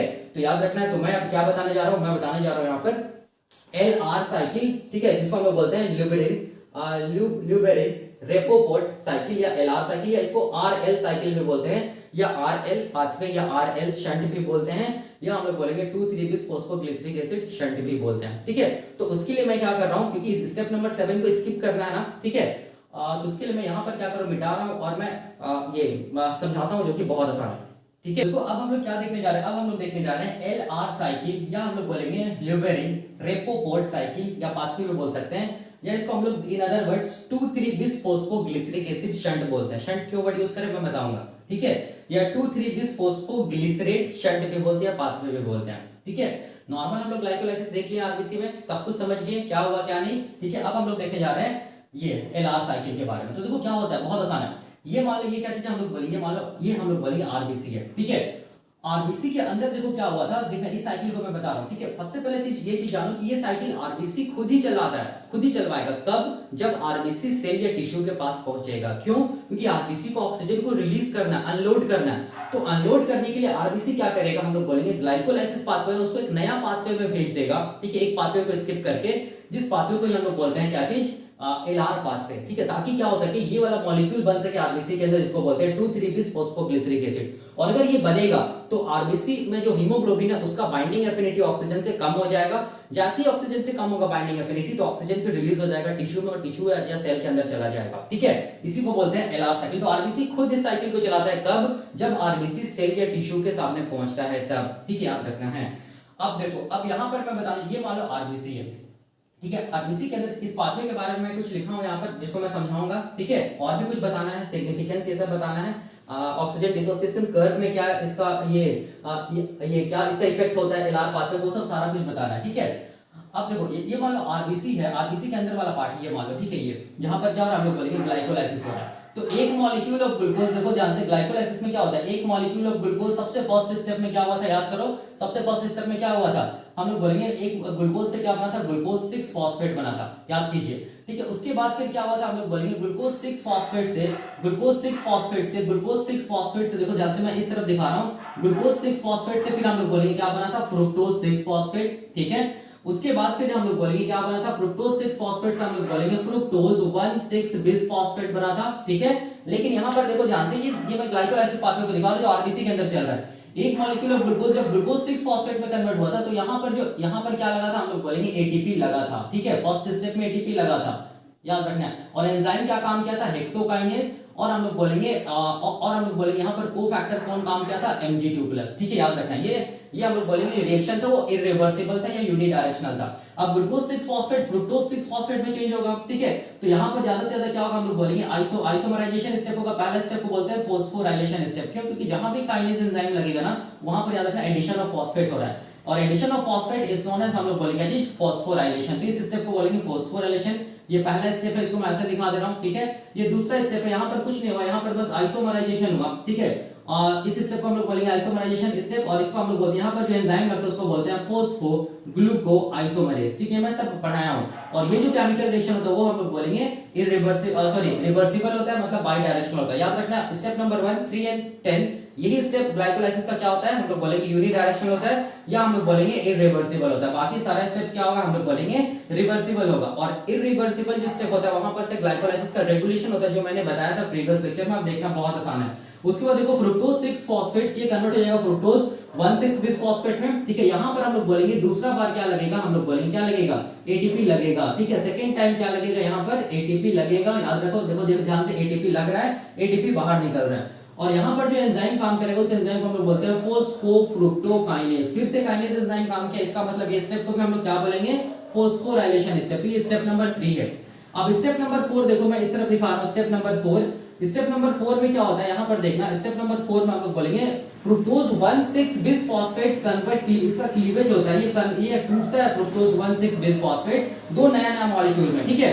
तो इस स्टेप को हम लोग क्या बोलेंगे, इस स्टेप को हम लोग बोलेंगे क्लीवेज स्टेप। ये स्टेप नंबर 4 है। और इसको कराने के लिए हम लोग बोलेंगे जो एंजाइम है उसको बोलते हैं एल्डोलेज। क्या बोलते हैं, एल्डोलेज। तब जाके फ्रुक्टोज 1,6-bis फॉस्फेट, ये 6 कार्बन का कंपाउंड है, सारा का सारा 6 कार्बन का यहाँ तक कंपाउंड है। ये टूटता है 3-3 कार्बन के कंपाउंड में। एक को हम लोग बोलते हैं क्या चीज, एक को हम लोग बोलते हैं ग्लिसरल्डिहाइड 3 फॉस्फेट और दूसरा को बोलते हैं डाइहाइड्रोक्सी एसीटोन फॉस्फेट, ठीक है, याद रखना। तो ये कितना कार्बन था, ये हम लोग बोलेंगे ग्लूकोज कितना कार्बन था, ग्लूकोज हम लोग बोलेंगे कितना कार्बन है, ग्लूकोज 6 कार्बन का कंपाउंड है, ठीक है। ग्लूकोज 6 फॉस्फेट भी हम लोग बोलेंगे कितना कार्बन का कंपाउंड है, 6 कार्बन का कंपाउंड है। फ्रुक्टोज 6 फॉस्फेट भी 6 कार्बन का कंपाउंड है। फ्रुक्टोज 1,6-bis फॉस्फेट भी 6 कार्बन का कंपाउंड है। तो ग्लिसरल्डिहाइड 3 फॉस्फेट ये 3 कार्बन का कंपाउंड है। डाइहाइड्रोक्सी एसीटोन फॉस्फेट ये भी 3 कार्बन का कंपाउंड है, ठीक है। और ये जो केमिकल रिएक्शन है, ये केमिकल रिएक्शन को हम लोग क्या, ये भी क्या होगा, हम लोग बोलेंगे बाई डायरेक्शनल होगा या हम लोग बोलेंगे क्या होगा, रिवर्सिबल होगा। और इस स्टेप को बोलेंगे क्लीवेज स्टेप। अब देखो अगला स्टेप, स्टेप नंबर 5 में देखो क्या होता है। स्टेप नंबर 5 में ये जो डाइहाइड्रोक्सी एसीटोन फॉस्फेट और ग्लिसरल्डिहाइड 3 फॉस्फेट है ना, ये दोनों एक दूसरे का आइसोमर होता है, ठीक है। तो यहाँ पर हम लोग बोलेंगे डाइहाइड्रोक्सी एसीटोन फॉस्फेट किसमें कन्वर्ट हो जाएगा या किसमें आइसोमराइज कर जाएगा, ग्लिसरल्डिहाइड 3 फॉस्फेट में। तो देखो ध्यान से, यहाँ पर किसमें आइसोमराइज कर गया, dihydroxy acetone phosphate glyceraldehyde 3 phosphate में, ठीक है। अब तो यहाँ पर क्या मिला, 2 मॉलिक्यूल्स ऑफ ग्लिसरल्डिहाइड 3 फॉस्फेट मिला। क्वेश्चन आता है कि क्यों डाइहाइड्रोक्सी एसीटोन फॉस्फेट ही ग्लिसरल्डिहाइड 3 फॉस्फेट में आइसोमराइज करता है, ठीक है। क्यों glyceraldehyde 3 phosphate dihydroxy acetone phosphate में आइसोमराइज नहीं करता है, ऐसा इसीलिए होता है क्योंकि हम लोग बोलेंगे डाइहाइड्रोक्सी एसीटोन फॉस्फेट के लिए फर्दर ग्लाइकोलाइटिक एंजाइम्स प्रेजेंट नहीं है।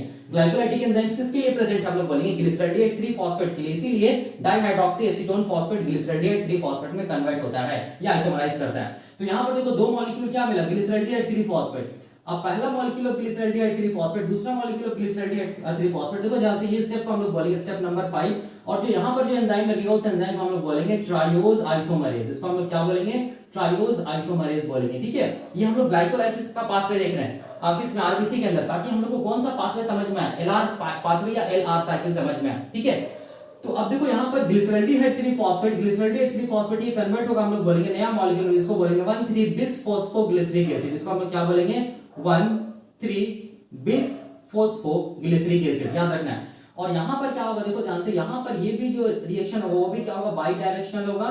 और यहाँ पर एंजाइम क्या लगेगा, हम लोग बोलेंगे ग्लिसरॉल्डिहाइड 3 फॉस्फेट डिहाइड्रोजिनेज। यहाँ पर मैं लिख रहा हूँ ग्लिसरॉल्डिहाइड 3 फॉस्फेट डिहाइड्रोजिनेज एंजाइम लगेगा। क्यों लगेगा, मैं सब कुछ पढ़ा हूं, एक स्टेप को मैं डिटेल में बताया हूं। और यहाँ पर क्या लगता है, हम लोग बोलेंगे इनऑर्गेनिक फॉस्फेट लगेगा। यहाँ पर भी क्या लगेगा, एक इनऑर्गेनिक फॉस्फेट, मतलब 2 इनऑर्गेनिक फॉस्फेट लगता है स्टेप नंबर 6 में। ठीक है, और स्टेप नंबर 6 में हम लोग बोलेंगे क्या होता है, अनस्टेबल मॉलिक्यूल निकलता है, जिसको हम लोग क्या बोलते हैं, रिड्यूस NaDH2। देखो ध्यान से, तो कितना रिड्यूस NaDH2 मॉलिक्यूल निकलेगा, हम लोग बोलेंगे 2 अनस्टेबल मॉलिक्यूल निकलेगा, जिसको बोलते हैं रिड्यूस NaDH2।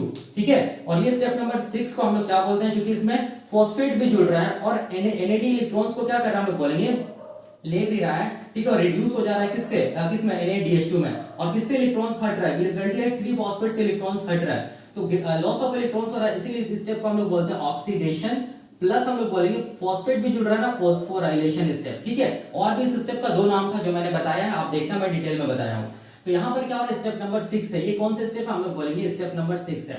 अब 1,3 अब समझना है, यहाँ पर यहीं पर इंपॉर्टेंट है। ठीक है, ये एलआर साइकिल में स्टेप नंबर 6 से इंपॉर्टेंट हो जाता है। अब देखो ध्यान से, अब यहाँ पर 1,3 बिस फॉस्फोग्लिसरिक एसिड ये कन्वर्ट होता है, हम लोग बोलेंगे किसमें, हम लोग बोलेंगे एक नया मॉलिक्यूल में, जिसको बोलते हैं 3 फॉस्फोग्लिसरिक एसिड। यहाँ पर भी क्या बनेगा, 3 फॉस्फोग्लिसरिक एसिड बनेगा। ठीक है, या 3 फॉस्फोग्लिसरेट भी बोल सकते हैं अगर कॉन्जुगेट फॉर्म में अगर हम लोग बात करें तो। ठीक है, तो यहाँ पर हम लोग बोलेंगे जो एंजाइम लगता है, ये कौन सा एंजाइम, यहाँ पर जो ये स्टेप नंबर 7 है, यहाँ पर जो एंजाइम लगे उसको हम लोग बोलेंगे क्या चीज, 1,3 बिस फॉस्फोग्लिसरिक एसिड काइनेज। ठीक है, याद रखना है, काइनेज लगा, इसका मतलब इस स्टेप को हम लोग क्या बोलेंगे, फॉस्फोराइलेशन स्टेप। और यहाँ पर फर्स्ट टाइम देखो ध्यान से, सबस्ट्रेट लेवल फॉस्फोराइलेशन होता है और क्या बनता है, हम लोग बोलेंगे एटीपी बनता है। तो यहाँ पर कितना एटीपी बनेगा, देखो ध्यान से 2 एटीपी बना। ठीक है, देख सकते हैं 2 एटीपी बाहर निकल रहा है ना। ठीक है, मतलब 2 एटीपी बना, मतलब स्टेप नंबर 7 में क्या हुआ, सबस्ट्रेट लेवल फॉस्फोराइलेशन हुआ। याद रखना है, स्टेप नंबर 7 फर्स्ट टाइम क्या हुआ, हम लोग बोलेंगे एटीपी का निर्माण हुआ स्टेप नंबर 7 में। ठीक है, जो कि हम लोग बोलेंगे ग्लाइकोलाइसिस का कौन सा किस फेज का बात कर रहे हैं, हम लोग बोलेंगे पे ऑफ फेज का। क्योंकि 1 2 3 4 5 ये जो स्टेज है, ये फेजेस को हम लोग बोलते हैं energy investment phase, energy investment phase, energy investment phase, या हम लोग बोलेंगे प्रिपरेटरी फेज बोलते हैं। और स्टेप नंबर 6 7 8 9 10 को हम लोग क्या बोलते हैं, एनर्जी जनरेटिंग फेज, क्योंकि एनर्जी बन रहा है, जनरेट हो रहा है, या इसको हम लोग पे ऑफ फेज भी बोलते हैं। तो पे ऑफ फेज का सबसे पहला जो सबस्ट्रेट लेवल फॉस्फोराइलेशन हो रहा है, सबस्ट्रेट लेवल फॉस्फोराइलेशन हो रहा है, वो कहां हो रहा है, हम लोग बोलेंगे स्टेप नंबर 7 में हो रहा है, याद रखना है। और सबस्ट्रेट लेवल फॉस्फोराइलेशन क्या होता है, ये मैंने बताया था। फॉस्फोराइलेशन के बारे में मैंने डिटेल में बताया था कि फॉस्फोराइलेशन मेनली 3 टाइप्स हो सकता है। एक को मैंने क्या बताया था, सबस्ट्रेट लेवल फॉस्फोराइलेशन, एक को मैंने बताया था ऑक्सीडेटिव फॉस्फोराइलेशन, और एक को मैंने क्या बताया था, फोटो फॉस्फोराइलेशन। आप देखना ये जो सीरीज ऑफ लेक्चर्स है उसको आप देखना, आपको सब कुछ समझ में आएगा। अब यहाँ पर देखो 3 फॉस्फोग्लिसरिक एसिड, फिर हम लोग बोलेंगे ये आइसोमराइज कर जाएगा और हम लोग बोलेंगे क्या बनेगा, 2 फॉस्फोग्लिसरिक एसिड बनेगा। 2 क्या चीज, 2 फॉस्फोग्लिसरिक एसिड बनेगा। ठीक है, यहाँ पर जो एंजाइम, ये स्टेप नंबर 8 है। ठीक है, यहाँ पर जो एंजाइम काम करेगा उसको हम लोग बोलेंगे 3 फॉस्फोग्लिसरिक एसिड म्यूटेज। ठीक है, डायरेक्टली मैं लिख रहा हूँ म्यूटेज या आइसोमरेज। ठीक है, मैंने बताया। अब यहाँ पर देखो स्टेप नंबर 8 के बाद स्टेप नंबर 9 आएगा। ठीक है, स्टेप नंबर 9 में ध्यान से देखना है, स्टेप नंबर 9 में 2 फॉस्फोग्लिसरिक एसिड ये कन्वर्ट हो जाएगा, हम लोग बोलेंगे 2 फॉस्फोइनोल पाइरुविक एसिड में। किसमें कन्वर्ट हो जाएगा, 2 फॉस्फोइनोल पाइरुविक एसिड में कन्वर्ट हो जाएगा। यहाँ पर जो एंजाइम काम करेगा उस एंजाइम को हम लोग बोलेंगे इनोलेज। ठीक है, और यहाँ पर हम लोग बोलेंगे वाटर क्या होगा, बाहर निकलेगा, इसीलिए इस स्टेप को हम लोग क्या बोलेंगे, डिहाइड्रेशन स्टेप। स्टेप नंबर 9 को डिहाइड्रेशन स्टेप बोलेंगे।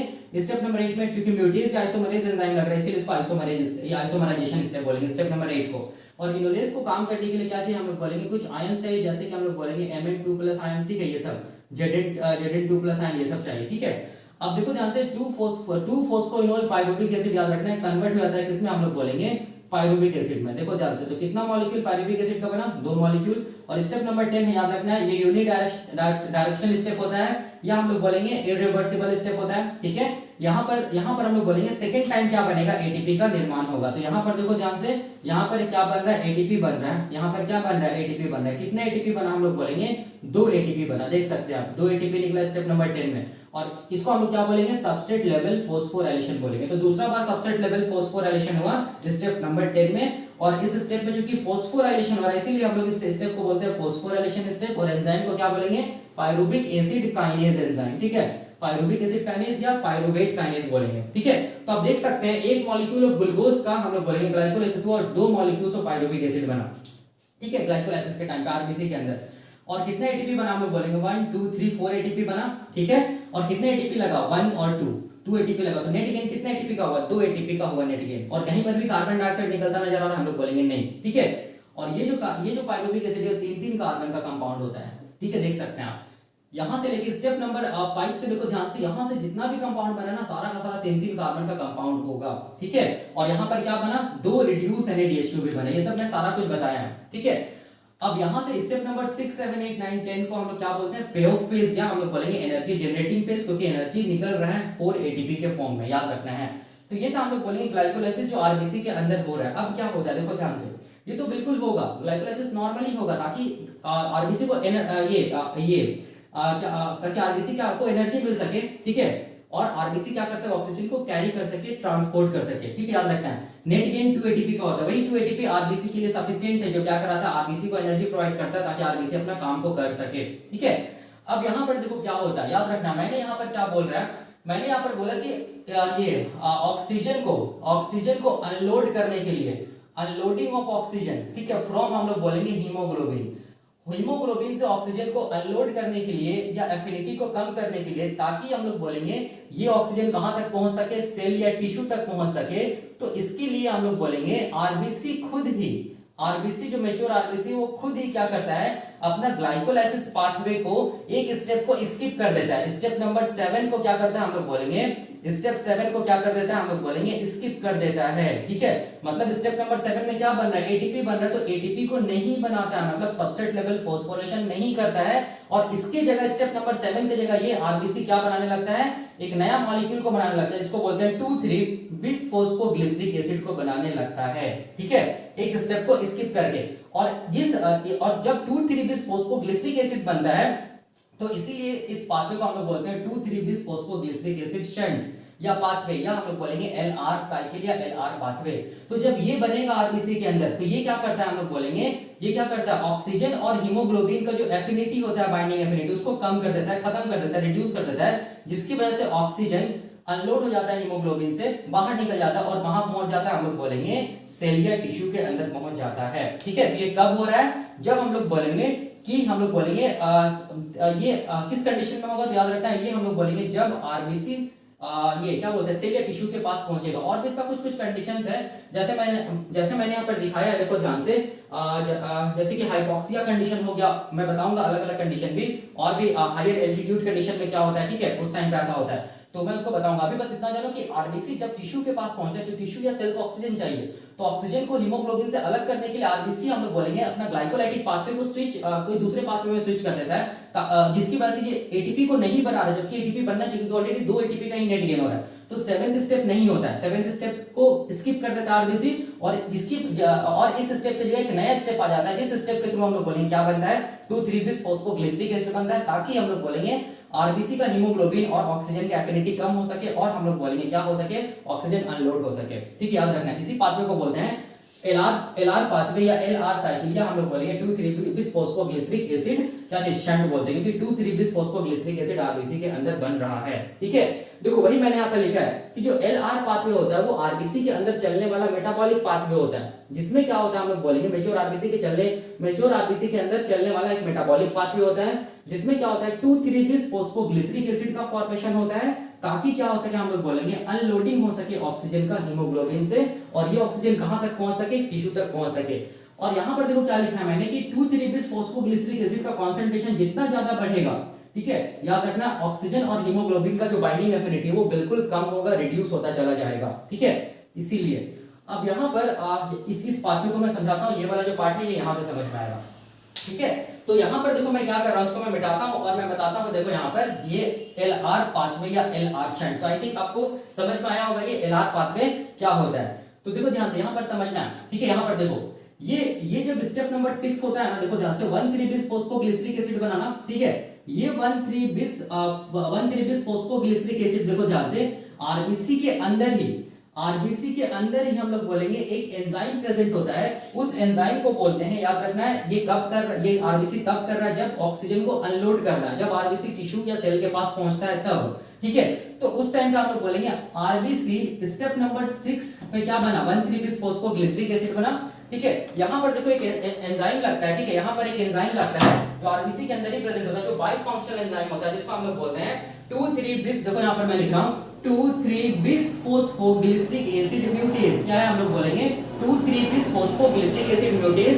यहाँ पर भी मैं दिखा रहा हूँ 2,3-bis फॉस्फोग्लिसरिक एसिड म्यूटेज। ये एंजाइम है, ये कैसा एंजाइम है, हम लोग बोलेंगे बाई फंक्शनल एंजाइम है। इस एंजाइम के प्रेजेंस में देखो ध्यान से आरबीसी क्या करेगा, 1,3-bis फॉस्फोग्लिसरिक एसिड को क्या कर देगा, हम लोग बोलेंगे क्या, किसमें चेंज कर देगा, हम लोग बोलेंगे 2,3-bis फॉस्फोग्लिसरिक एसिड में चेंज कर देगा। ठीक है, मतलब कुछ नहीं किया, ये म्यूटेज है, मतलब इस स्टेप को हम लोग बोलेंगे आइसोमराइजेशन स्टेप बोलेंगे, क्योंकि यहाँ पर पहला पोजीशन पे जो फॉस्फेट था ना, पहला पोजीशन पे और तीसरा पोजीशन पे जो फॉस्फेट था, तो तीसरा पोजीशन पे तो phosphate as it is present ही है।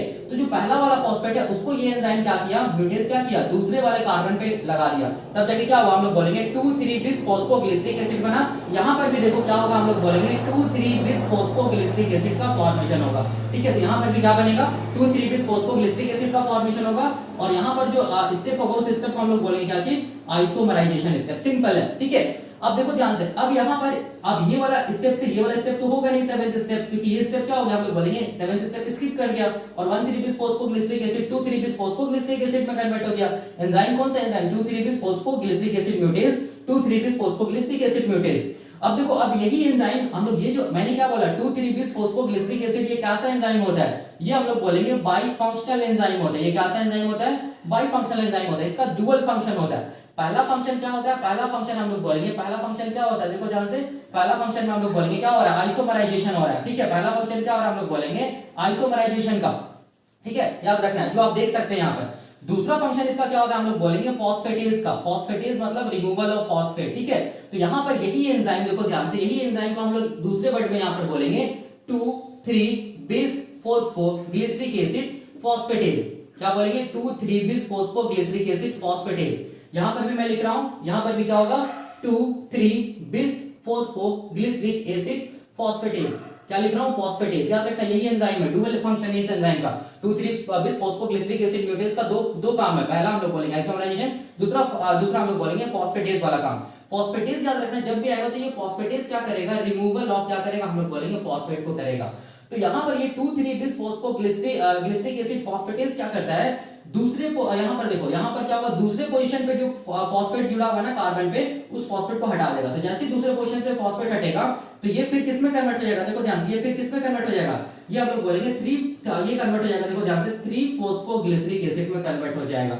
ये किस में कन्वर्ट हो जाएगा, 2,3-bis फॉस्फोग्लिसरिक एसिड किस में कन्वर्ट हो जाएगा, 3-फॉस्फोग्लिसरिक एसिड में कन्वर्ट हो जाएगा। देख सकते हैं, दूसरा जो कार्बन पे फॉस्फेट लगा तो उसको हटा दिया, फॉस्फेटेज एंजाइम है, तो क्या बचेगा, 3-फॉस्फोग्लिसरिक एसिड। तो यहाँ पर कौन सा स्टेप स्किप हो गया, हम लोग बोलेंगे स्टेप नंबर 7 स्किप हो गया, हट गया। ठीक है, याद रखना है। और यहाँ पर क्या चीज का फॉर्मेशन होने लगा, हम लोग बोलेंगे 2,3-bis फॉस्फोग्लिसरिक एसिड का फॉर्मेशन होने लगा। इसीलिए इस पाथवे को हम लोग क्या बोलते हैं, शंट बोलते हैं। शंट का मतलब होता है शॉर्टकट का मतलब हो गया, हम लोग बोलेंगे कुछ पाथवे को क्या करना, हम लोग बोलेंगे स्किप कर देना। ठीक है, कुछ पाथवे को क्या कर देना, हम लोग बोलेंगे स्किप कर देना।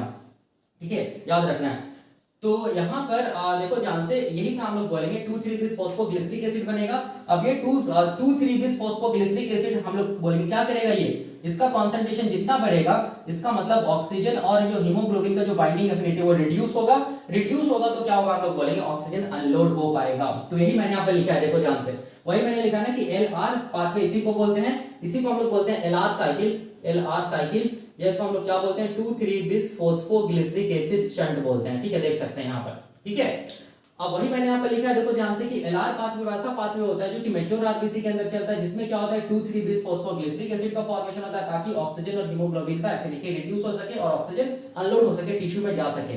अब यहाँ पर 2,3 बिस फॉस्फोग्लिसरिक एसिड का कंसंट्रेशन जितना ज्यादा बढ़ेगा, ऑक्सीजन और हीमोग्लोबिन का एफिनिटी उतना कम होगा, ऑक्सीजन उतना जल्दी हीमोग्लोबिन से अलग होगा। अब इस पाथवे में देखो मैंने क्या लिखा है, इन दिस पाथवे 1,3 बिस फॉस्फोग्लिसरिक एसिड तो बनता है, 1,3 बिस फॉस्फोग्लिसरिक एसिड से क्या जो ग्लाइकोलाइसिस के टाइम पे बना है वो कन्वर्ट हो जाता है, हम लोग बोलेंगे 2,3 bis phosphoglyceric acid by means of an enzyme, by functional enzyme, जिसको हम लोग क्या बोलते हैं, जिसको हम लोग बोलते हैं 2,3 बिस फॉस्फोग्लिसरिक एसिड म्यूटेज। ठीक है, ये बाय फंक्शनल एंजाइम है। तो यहाँ पर देखो 2,3 बिस फॉस्फोग्लिसरिक एसिड म्यूटेज ये बाई फंक्शनल एंजाइम है, जिसके पास म्यूटेज एक्टिविटी भी है, म्यूटेज एक्टिविटी मतलब आइसोमराइजेशन वाला एक्टिविटी भी है और फॉस्फेटेज एक्टिविटी भी है, फॉस्फेटेज एक्टिविटी भी है। ठीक है, तो यहाँ पर स्टेप नंबर 7 स्किप हो गया, देख सकते हैं स्टेप नंबर 7 क्या हो गया, स्किप हो गया। ठीक है, तो यहाँ पर अब अगर हम लोग बात करेंगे कि एलआर पाथवे में कितना एटीपी का नेट गेन हुआ, कितना एटीपी का नेट गेन हुआ, क्योंकि स्टेप नंबर 7 तो स्किप हो गया ना, पे ऑफ फेज का फर्स्ट सबस्ट्रेट लेवल फोस्फोराइलेशन जो स्टेप नंबर 7 में होता है वो नहीं होगा, तो यहाँ पर 2 एटीपी तो बनेगा ही नहीं। तो कितना एटीपी बन रहा है, देखो ध्यान से कितना एटीपी लग रहा है, हम लोग बोलेंगे कितना एटीपी लग रहा है, 2 एटीपी सेल लगाया, देख सकते हैं स्टेप नंबर 1 और स्टेप नंबर 3 में। स्टेप नंबर 7 में तो कोई भी एटीपी बन ही नहीं रहा ना, क्योंकि ये पाथवे स्किप हो जा रहा है। और स्टेप नंबर 10 में हम लोग बोलेंगे, देखो ध्यान से 2 एटीपी बन रहा है। ठीक है, तो 2 एटीपी बना, तो हम लोग बोलेंगे 2 लगाया सेल 2 लगा, 2 सेल लगाया 2 बना, तो 2 - 2 इज इक्वल टू हम लोग बोलेंगे कितना एटीपी, 0 एटीपी। तो याद रखना है आरबीसी को जब ऑक्सीजन को अनलोड करना होता है, ठीक है, उस टाइम पे हम लोग बोलेंगे आरबीसी के पास कोई भी एनर्जी नहीं होता है, उस टाइम पे जो एटीपी होता है नेट गेन का वो 0 होता है। ठीक है, और आरबीसी ऑक्सीजन को अनलोड करने के लिए ही क्या कर देता है, हम लोग बोलेंगे स्टेप नंबर 7 को क्या कर देता है, स्किप कर देता है। याद रखना है स्टेप नंबर 7 को क्या कर दिया, स्किप कर दिया, कौन, आरबीसी। ठीक है, तो ये था हम लोग बोलेंगे एलआर पाथवे या हम लोग बोलेंगे एलआर साइकिल। ठीक है, नेट गेन कितने एटीपी का हुआ ये मैंने बता दिया। ठीक है, 0 एटीपी का होता है। एंजाइम क्या लगा ये भी मैंने बता दिया। अब इसका फेट क्या होता है पायरुविक एसिड का, ये भी मैंने बता दिया था। पायरुविक एसिड का फेट क्या होगा, ये पायरुविक एसिड किस में कन्वर्ट हो जाएगा, लैक्टिक एसिड में, ये मैंने बताया था इससे पहले। ठीक है, इससे पहले ये मैंने बताया था। अब मैं क्या बताऊंगा, अब मैं बताऊंगा कि यहाँ पर ये जो पाथवे होता है इसमें कुछ हम लोग बोलेंगे कुछ इंपॉर्टेंट फीचर्स होता है, कुछ कुछ सिग्निफिकेंस होता है। इंपॉर्टेंट सिग्निफिकेंस तो ये मैंने बता दिया कि ऑक्सीजन को अनलोड करता है, और भी क्या क्या सिग्निफिकेंस होता है वो मैं बताऊंगा इसके बाद। तो मैं यहाँ पर मिटा रहा हूँ और मैं दूसरा जो सिग्निफिकेंस है वो सब बताने जा रहा हूँ। ठीक है, तो अभी हम लोग क्या देखेंगे, अभी हम लोग देखेंगे significance of 2,3 bis phosphoglyceric acid. ये जो हम लोग बोलेंगे एलआर साइकिल या हम लोग बोलेंगे एलआर पाथवे में जो 2,3 बिस फॉस्फोग्लिसरिक एसिड या 2,3 बिस फॉस्फोग्लिसरेट जो बन रहा था उसका सिग्निफिकेंस क्या है। ठीक है, तो देखो उसका सिग्निफिकेंस जैसे कि मैंने यहाँ पर बताया है, सबसे पहला चीज, ठीक है, उसका सिग्निफिकेंस ये है कि मैंने क्या बोला था कि आरबीसी के अंदर अगर 2,3 बिस फॉस्फोग्लिसरिक एसिड बनेगा तब क्या होगा, हम लोग बोलेंगे तब क्या होगा कि आरबीसी के अंदर जो हीमोग्लोबिन है उससे ऑक्सीजन का बाइंडिंग एफिनिटी कम हो जाएगा और ऑक्सीजन रिलीज हो जाएगा, और कहां तक पहुंच जाएगा, हम लोग बोलेंगे सेल या टिश्यू तक पहुंच जाएगा। ठीक है, तो वही मैंने लिखा है कि 2,3 बिस फॉस्फोग्लिसरिक एसिड जब बनता है आरबीसी के अंदर, ठीक है, तब ये 2,3 बिस फॉस्फोग्लिसरिक एसिड हीमोग्लोबिन से कंबाइन कर जाता है, और हीमोग्लोबिन से कंबाइन करने के बाद ये क्या करता है, ऑक्सीजन का जो एफिनिटी होता है हीमोग्लोबिन के साथ, ठीक है, उस एफिनिटी को कम कर देता है, जिसकी वजह से ऑक्सीजन क्या होता है, हीमोग्लोबिन से अलग हो जाता है, जिसको अनलोडिंग ऑफ ऑक्सीजन कहते हैं, और वो ऑक्सीजन कहां पहुंच जाता है, हम लोग बोलेंगे सेल से टिश्यू तक पहुंच जाता है। ठीक है, याद रखना है। और इसकी वजह से हम लोग बोलेंगे ऑक्सीजन डिसोसिएशन कर्व जो होता है ना वो राइट तरफ शिफ्ट हो जाता है। क्या है मतलब, मैं यहाँ पर मिटा के बताऊंगा। ठीक है, ध्यान देना, मैं बताऊंगा इसका मतलब। ठीक है, तो ये था हम लोग बोलेंगे पहला मोस्ट इंपॉर्टेंट सिग्निफिकेंस ऑफ, हम लोग बोलेंगे 2,3 बिस फॉस्फोग्लिसरिक एसिड, या हम लोग बोल सकते हैं लुबरिंग रेपोर्ट साइकिल या एलआर साइकिल का। ठीक है, और ये आरबीसी के अंदर तब चलेगा जब हम लोग बोलेंगे आरबीसी को क्या करना है, ऑक्सीजन को रिलीज करना है, कहां, सेल्स या टिश्यूज में, तभी आरबीसी एटीपी नहीं बना के स्टेप 7 में जो फर्स्ट ये सबसेट लेवल फॉस्फोराइलेशन जो होता है वो नहीं होगा, और आरबीसी क्या करेगा, हम लोग बोलेंगे कौन सा साइकिल को चलाएगा, हम लोग बोलेंगे एलआर साइकिल को चलाएगा। मतलब आरबीसी एटीपी भी नहीं बना रहा था जो उस टाइम पे। ठीक है, क्यों एटीपी नहीं बना रहा है, क्योंकि इंपॉर्टेंट क्या है, इंपॉर्टेंट ये है कि सेल तक क्या पहुंचे, ऑक्सीजन पहुंचे, और ऑक्सीजन तभी पहुंच पाएगा सेल तक जब हम लोग बोलेंगे आरबीसी के अंदर हीमोग्लोबिन से ऑक्सीजन रिलीज हो, और हीमोग्लोबिन से ऑक्सीजन तभी रिलीज हो पाएगा जब हम लोग बोलेंगे ये 2,3-bis फॉस्फोग्लिसरिक एसिड बनेगा और इसको बनाने के लिए ही क्या कर देता है आरबीसी, हम लोग बोल सकते हैं सैक्रिफाइस कर देता है अपना एटीपी को, मतलब अपना फर्स्ट सबस्ट्रेट लेवल फॉस्फोराइलेशन को नहीं करता है। ठीक है, याद रखना है। मतलब हम लोग क्या बोल सकते हैं, स्टेप नंबर 7 को क्या कर देता है, या first substrate level phosphorylation of हम लोग बोल सकते हैं जो पेओ फेज है ग्लाइकोलाइसिस का, उसको स्किप कर देता है कौन, आरबीसी। ठीक है, तो देखो ये भी मैंने यहाँ पर लिखा है, ये भी मैंने यहाँ पर लिखा है कि 2,3-bis फॉस्फोग्लिसरिक एसिड जब मैच्योर आरबीसी के अंदर बनता है, ठीक है, तो यहाँ पर क्या होता है, हम लोग बोलेंगे जो सबस्ट्रेट लेवल फॉस्फोराइलेशन होता है, सबस्ट्रेट लेवल फॉस्फोराइलेशन होता है, फर्स्ट सबस्ट्रेट लेवल फॉस्फोराइलेशन होता है पेओ फेज का ग्लाइकोलाइसिस का, वो क्या होता है, बाईपास हो जाता है, या हम लोग बोलेंगे स्किप कर जाता है। ठीक है, मतलब ये वाला जो ये है क्या बोलते हैं, ये जो रिएक्शन है, ठीक है, ये रिएक्शन क्या हो जाएगा, बाईपास कर जाएगा, मतलब इससे ये नहीं बनेगा, इससे हम लोग बोलेंगे ये बनेगा फिर ये बनेगा, मतलब ये वाला जो स्टेप है यहाँ पर जो भी हो रहा है वो नहीं होगा, इसको बोलते हैं बाईपासिंग, या इसको हम लोग बोलेंगे बाईपास या बोलेंगे स्किप। ठीक है, तो यहाँ पर देखो ये ऐसा जब भी कभी हम लोग बोलेंगे कोई भी अगर एक रिएक्शन अगर स्किप होता है या बाईपास होता है, तब वहां पर हम लोग टर्म यूज करते हैं, क्या चीज, वहां पर हम लोग टर्म यूज करते हैं शंट, याद रखना, तब वहां पर हम लोग टर्म क्या यूज करेंगे, शंट यूज करेंगे। ठीक है, इसीलिए यहाँ पर हम लोग क्या बोलते हैं, 2,3-bis फॉस्फोग्लिसरिक एसिड शंट बोलते हैं, याद रखना है। शंट जब भी कभी टर्म आएगा, इसका मतलब समझ जाना कि कोई ना कोई तो स्टेप ऐसा है जो क्या हो रहा है, बाईपास हो रहा है, या हम लोग बोलेंगे स्किप हो रहा है। ठीक है, तो यहाँ पर देख सकते हैं स्टेप नंबर 7 क्या हो रहा है, हम लोग बोलेंगे बाईपास हो रहा है या स्किप हो रहा है। तो ये इंपॉर्टेंट लाइन है, ये इससे क्वेश्चन सीएसआईआर नेट में पूछे भी गए हैं। ठीक है, तो ये इस पॉइंट का मतलब क्लियर हो गया, इसको मैं बता रहा हूं अभी कि ऑक्सीजन डिसोसिएशन का राइट साइड की तरफ क्या होता है, शिफ्ट हो जाता है, ये भी पॉइंट क्लियर हो गया। ठीक है, 2 पॉइंट क्लियर हो गया।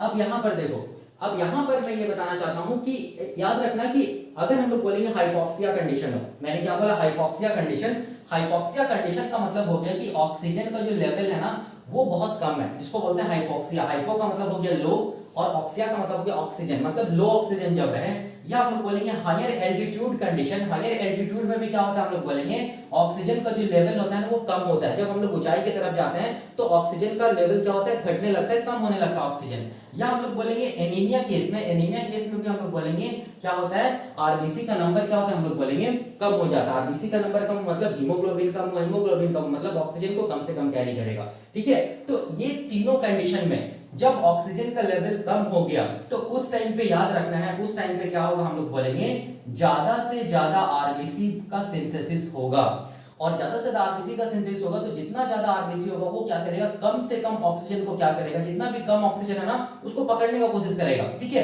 तो इस ऑक्सीजन को पकड़ेगा और पकड़ने के बाद ऐसे आरबीसी के अंदर हम लोग बोलेंगे कि 2,3-bis फॉस्फोग्लिसरिक एसिड जो है वो बहुत ज्यादा बनेगा। ठीक है, ताकि क्या हो सके, हम लोग बोलेंगे ऑक्सीजन क्या हो सके, हीमोग्लोबिन से अलग होकर सेल्स या टिश्यू में जा सके। ठीक है, ये तब होता है जब हम लोग बोलेंगे हाइपोक्सिया कंडीशन, एल्टीट्यूड कंडीशन या एनीमिया कंडीशन के टाइम पे याद रखना है, क्योंकि ये इस कंडीशन में क्या होगा, सेल्स को क्या चाहिए, ऑक्सीजन चाहिए, और ऑक्सीजन बहुत कम है, तो उस कम से कम ऑक्सीजन को पकड़ने के लिए ज्यादा से ज्यादा आरबीसी बनेगा।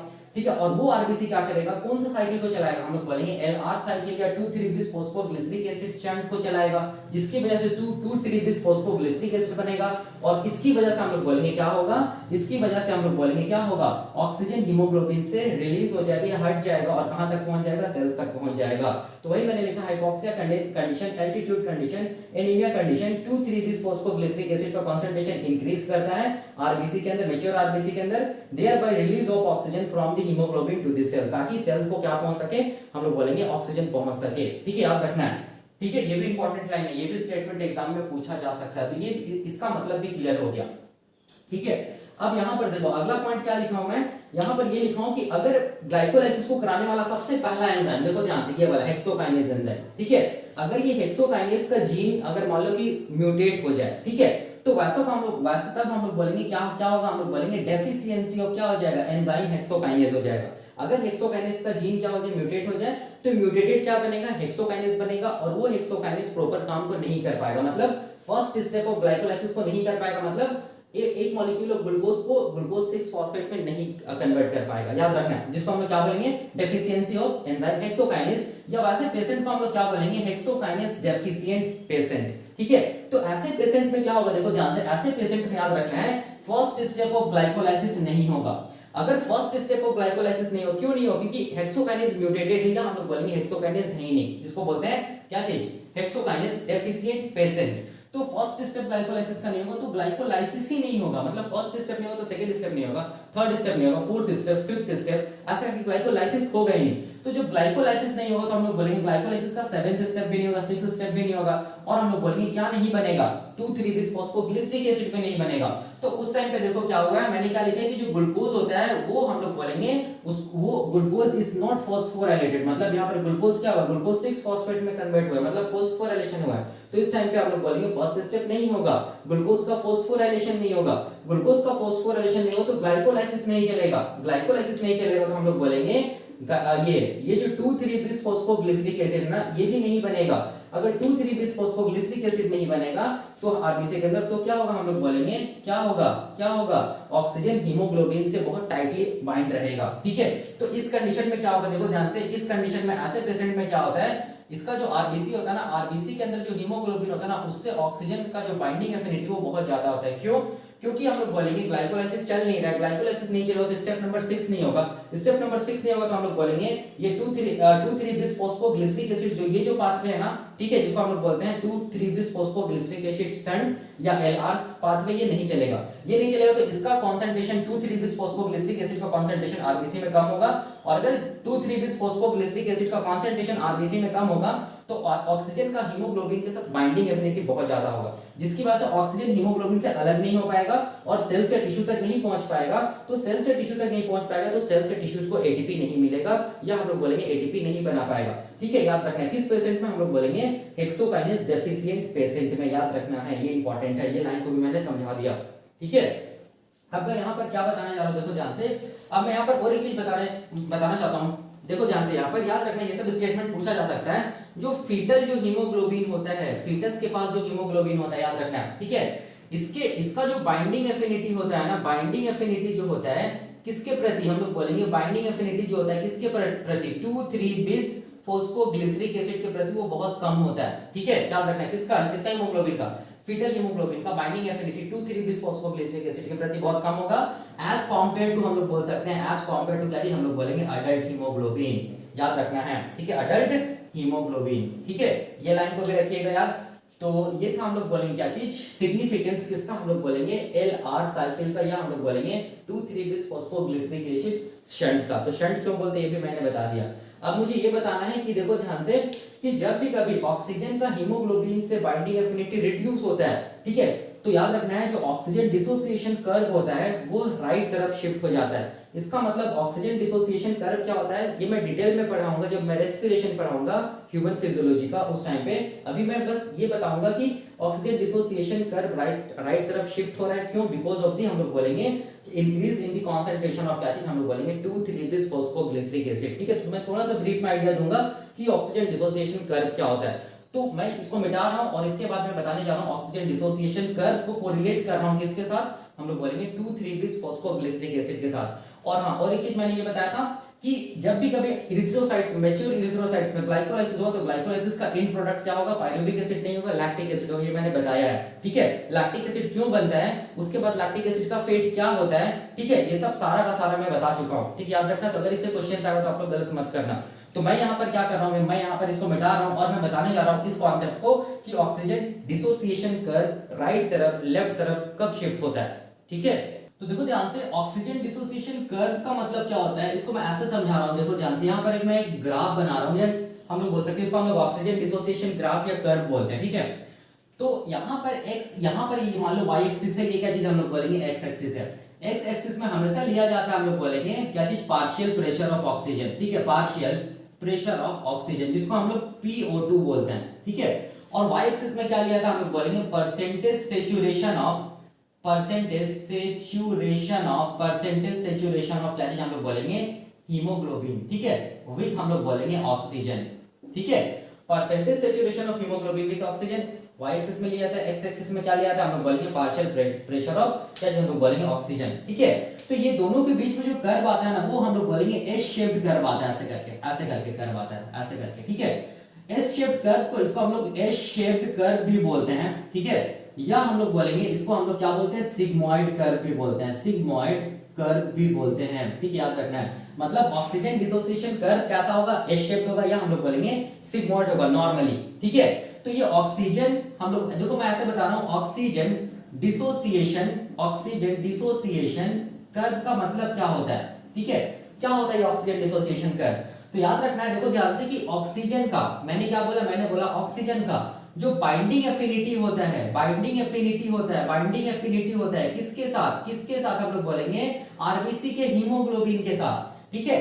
तो जब भी कभी हम लोग बोलेंगे ऑक्सीजन का बाइंडिंग एफिनिटी जो आरबीसी के हीमोग्लोबिन के साथ होता है, ठीक है, ये दोनों को अगर हम लोग एक ग्राफ के रूप में फॉर्म करें, ठीक है, तो हम लोग बोलेंगे क्या आएगा, हम लोग बोलेंगे सिग्मोइड कर्व आएगा। क्या आएगा, हम लोग बोलेंगे सिग्मोइड, क्या आएगा, हम लोग बोलेंगे कर्व आएगा, ठीक है। और ये सिग्मोइड कर्व ये बताता है कि ऑक्सीजन का हीमोग्लोबिन के साथ कितना बाइंडिंग एफिनिटी है, ठीक है, याद रखना है। और ये जो बाइंडिंग एफिनिटी होता है ऑक्सीजन का हीमोग्लोबिन के साथ, इसी को हम लोग बोलते हैं ऑक्सीजन डिसोसिएशन कर्व, ठीक है, जो कि कैसा होता है, हम लोग बोलेंगे सिग्मोइड कर्व होता है, ऐसे करके एस शेप्ड कर्व होता है, ठीक है। तो ऑक्सीजन डिसोसिएशन कर्व क्या होता है, ऑक्सीजन डिसोसिएशन कर्व वैसा कर्व होता है जो बताता है ऑक्सीजन का बाइंडिंग एफिनिटी विद हीमोग्लोबिन, या हम लोग बोल सकते हैं कि हीमोग्लोबिन का बाइंडिंग एफिनिटी विद ऑक्सीजन, ठीक है। तो जब ये इसका बाइंडिंग एफिनिटी कितना है और इसको बताने के लिए हम लोग बोलेंगे क्या आता है, एक कर्व आता है, उस कर्व को हम लोग क्या बोलते हैं, ऑक्सीजन डिसोसिएशन कर्व, जो कि कैसा होता है, सिग्मोइड शेप होता है, या हम लोग बोलेंगे एस शेप होता है, ठीक है, याद रखना है। तो अब देखो ये तो नॉर्मल कर्व है, ये नॉर्मल कर्व है, ठीक है, ये बता रहा है कि ऑक्सीजन का हीमोग्लोबिन के साथ जो बाइंडिंग एफिनिटी है वो ठीक है, ठीक ठाक है। अब यहां पर देखो अगर ये कर्व इस तरफ जाएगा, इस तरफ ऐसे मेरे राइट तरफ, तो इसको हम लोग क्या बोलेंगे, इसको हम लोग बोलेंगे क्या चीज, right side shifting of curve, shifting of हम लोग बोलेंगे कर्व, याद रखना है, ठीक है। और अगर ये कर्व हम लोग बोलेंगे लेफ्ट तरफ गया मेरे इस तरफ, तो इसको हम लोग क्या बोलेंगे, इसको हम लोग बोलेंगे लेफ्ट साइड शिफ्टिंग ऑफ क्या चीज, हम लोग बोलेंगे कर्व, याद रखना है, ठीक है। तो अब क्वेश्चन आता है कि राइट साइड जो कर्व, राइट साइड शिफ्ट कब होगा ये कर्व। तो याद रखना है जब भी कभी, देखो ध्यान से समझना, यहां पर समझना, जब भी कभी हम लोग बोलेंगे, जब भी कभी हम लोग बोलेंगे 2,3-bis फॉस्फोग्लिसरिक एसिड का कॉन्सेंट्रेशन ज्यादा होगा आरबीसी के अंदर, तो उस टाइम पे क्या होगा, हम लोग बोलेंगे ऑक्सीजन का जो बाइंडिंग एफिनिटी है, ऑक्सीजन का जो बाइंडिंग एफिनिटी हीमोग्लोबिन के साथ वो क्या होगा, कम होगा, मैंने बताया है, ठीक है। क्यों कम होगा, क्योंकि 2,3-bis फॉस्फोग्लिसरिक एसिड क्या करेगा, हीमोग्लोबिन से बाइंड करेगा, और हम लोग बोलेंगे ऑक्सीजन क्या हो जाएगा, हीमोग्लोबिन से हट जाएगा और सेल टिश्यू तक पहुंच जाएगा, ठीक है। तो याद रखना जब भी कभी 2,3-bis फॉस्फोग्लिसरिक एसिड का कंसंट्रेशन ज्यादा होगा, ठीक है, मतलब उस टाइम पे हम लोग बोलेंगे हीमोग्लोबिन का ऑक्सीजन किसके साथ बाइंडिंग एफिनिटी कम होगा। तो ये ग्राफ देखो ध्यान से, ये जो ग्राफ है ना सिग्मोइड कर्व जो है, ये हम लोग बोलेंगे किस तरफ शिफ्ट हो जाएगा, देखो ध्यान से, ये किस तरफ शिफ्ट हो जाएगा, मैं इसको ऐसे दिखा रहा हूं, ये शिफ्ट हो जाएगा टुवर्ड्स, हम लोग बोलेंगे क्या, किस तरफ, राइट तरफ, ठीक है। ये किस तरफ शिफ्ट हो जाएगा, राइट तरफ शिफ्ट होगा, ठीक है, याद रखना, ये क्वेश्चन आ सकता है एग्जाम में, ठीक है। और जब भी कभी याद रखना है, ऑन द अदर हैंड हम लोग बोलेंगे, जब भी कभी हम लोग बोलेंगे 2,3-bis फॉस्फोग्लिसरिक एसिड का कॉन्सेंट्रेशन आरबीसी के अंदर ना के बराबर होगा, या हम लोग बोलेंगे बहुत कम होगा, उस टाइम पे ऑक्सीजन का हीमोग्लोबिन के प्रति जो बाइंडिंग एफिनिटी वो बहुत ज्यादा होगा। तो ये ग्राफ किस तरफ चला जाएगा, हम लोग बोलेंगे लेफ्ट साइड क्या हो जाएगा, शिफ्ट हो जाएगा। तो ये ग्राफ देखो ध्यान से, ये ग्राफ किस तरफ शिफ्ट हो जाएगा, हम लोग बोलेंगे टुवर्ड्स द लेफ्ट साइड, ठीक है। तो याद रखना है तो याद रखना है यहाँ पर 2,3-bis phosphoglyceric acid important role play करता है, क्या चीज के लिए हम लोग बोलेंगे, जो यहाँ पर सिग्मोइड कर्व या एस शेप जो ग्राफ आ रहा है, ऑक्सीजन डिसोसिएशन कर्व जो है, उसको राइट तरफ शिफ्ट कराने के लिए, और हम लोग बोलेंगे लेफ्ट तरफ शिफ्ट कराने के लिए, ठीक है। और ये देखो मैं यहाँ पर बताना चाहता हूँ, इसके बीच में देखो 2,3-bis फॉस्फोग्लिसरिक एसिड और oxygen binding affinity with haemoglobin के बीच में रिलेशन इनवर्सली प्रोपोर्शनल है। मतलब देखो ध्यान से, हम लोग बोल सकते हैं इसको 2,3-bis phosphoglyceric acid is inversely proportional to, हम लोग बोल सकते हैं क्या चीज हम लोग बोल सकते हैं, ऑक्सीजन बाइंडिंग एफिनिटी विद हम लोग बोलेंगे क्या चीज, हीमोग्लोबिन। मतलब हम लोग बोलेंगे 2,3-bis फॉस्फोग्लिसरिक एसिड का अगर कॉन्सेंट्रेशन ज्यादा होगा तो ऑक्सीजन बाइंडिंग एफिनिटी जो है हीमोग्लोबिन का वो क्या होगा, कम होगा। और जस्ट इसके रिवर्स भी कर सकते हैं आप, ठीक है। जब 2,3-bis फॉस्फोग्लिसरिक एसिड का कॉन्सेंट्रेशन आरबीसी में कम होगा तो ऑक्सीजन बाइंडिंग एफिनिटी जो है हीमोग्लोबिन का वो क्या हो जाएगा, बढ़ जाएगा, ठीक है। तो आप देख सकते हैं ग्राफ राइट तरफ भी जाएगा, लेफ्ट तरफ भी जाएगा, ठीक है। तो ये एग्जाम में क्वेश्चन आ सकता है। तो ये था हम लोग बोलेंगे क्या चीज, लुबेरिंग रेपोपोर्ट साइकिल, जिसको हम लोग LR साइकिल भी बोलते हैं, या इसको हम लोग रेपोपोर्ट लुबेरिंग साइकिल भी बोलते हैं, इसको हम लोग RL साइकिल भी बोलते हैं, पाथवे भी बोल सकते हैं, या हम लोग बोलेंगे 2,3-bis फॉस्फोग्लिसरिक एसिड पाथवे भी बोल सकते हैं, 2,3-bis फॉस्फोग्लिसरिक एसिड शंट भी बोल सकते हैं, या कॉन्जुगेट फॉर्म में अगर हम लोग बात करेंगे तो 2,3-bis फॉस्फोग्लिसरेट शंट भी बोल सकते हैं। ठीक है, तो ये मैंने सारा का सारा कॉन्सेप्ट क्लियर कर दिया कि ग्लाइकोलाइसिस आरबीसी में क्या होता है।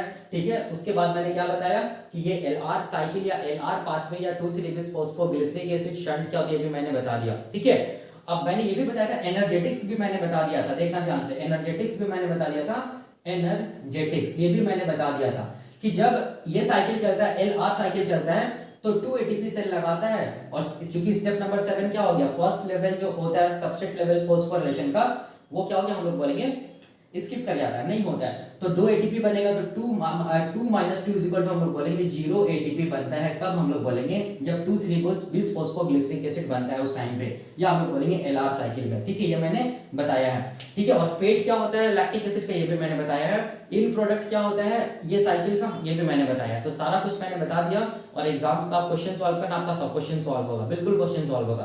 तो ये खत्म हुआ। अब हम लोग क्या देखेंगे, अब हम लोग देखेंगे कि ये जो पायरुविक एसिड बना है नॉर्मली एरोबिक रेस्पिरेशन का, वो पायरुविक एसिड ऑक्सीजन के प्रेजेंस में उसका फेट क्या होगा, इसको बोलते हैं fate of the pyruvic acid.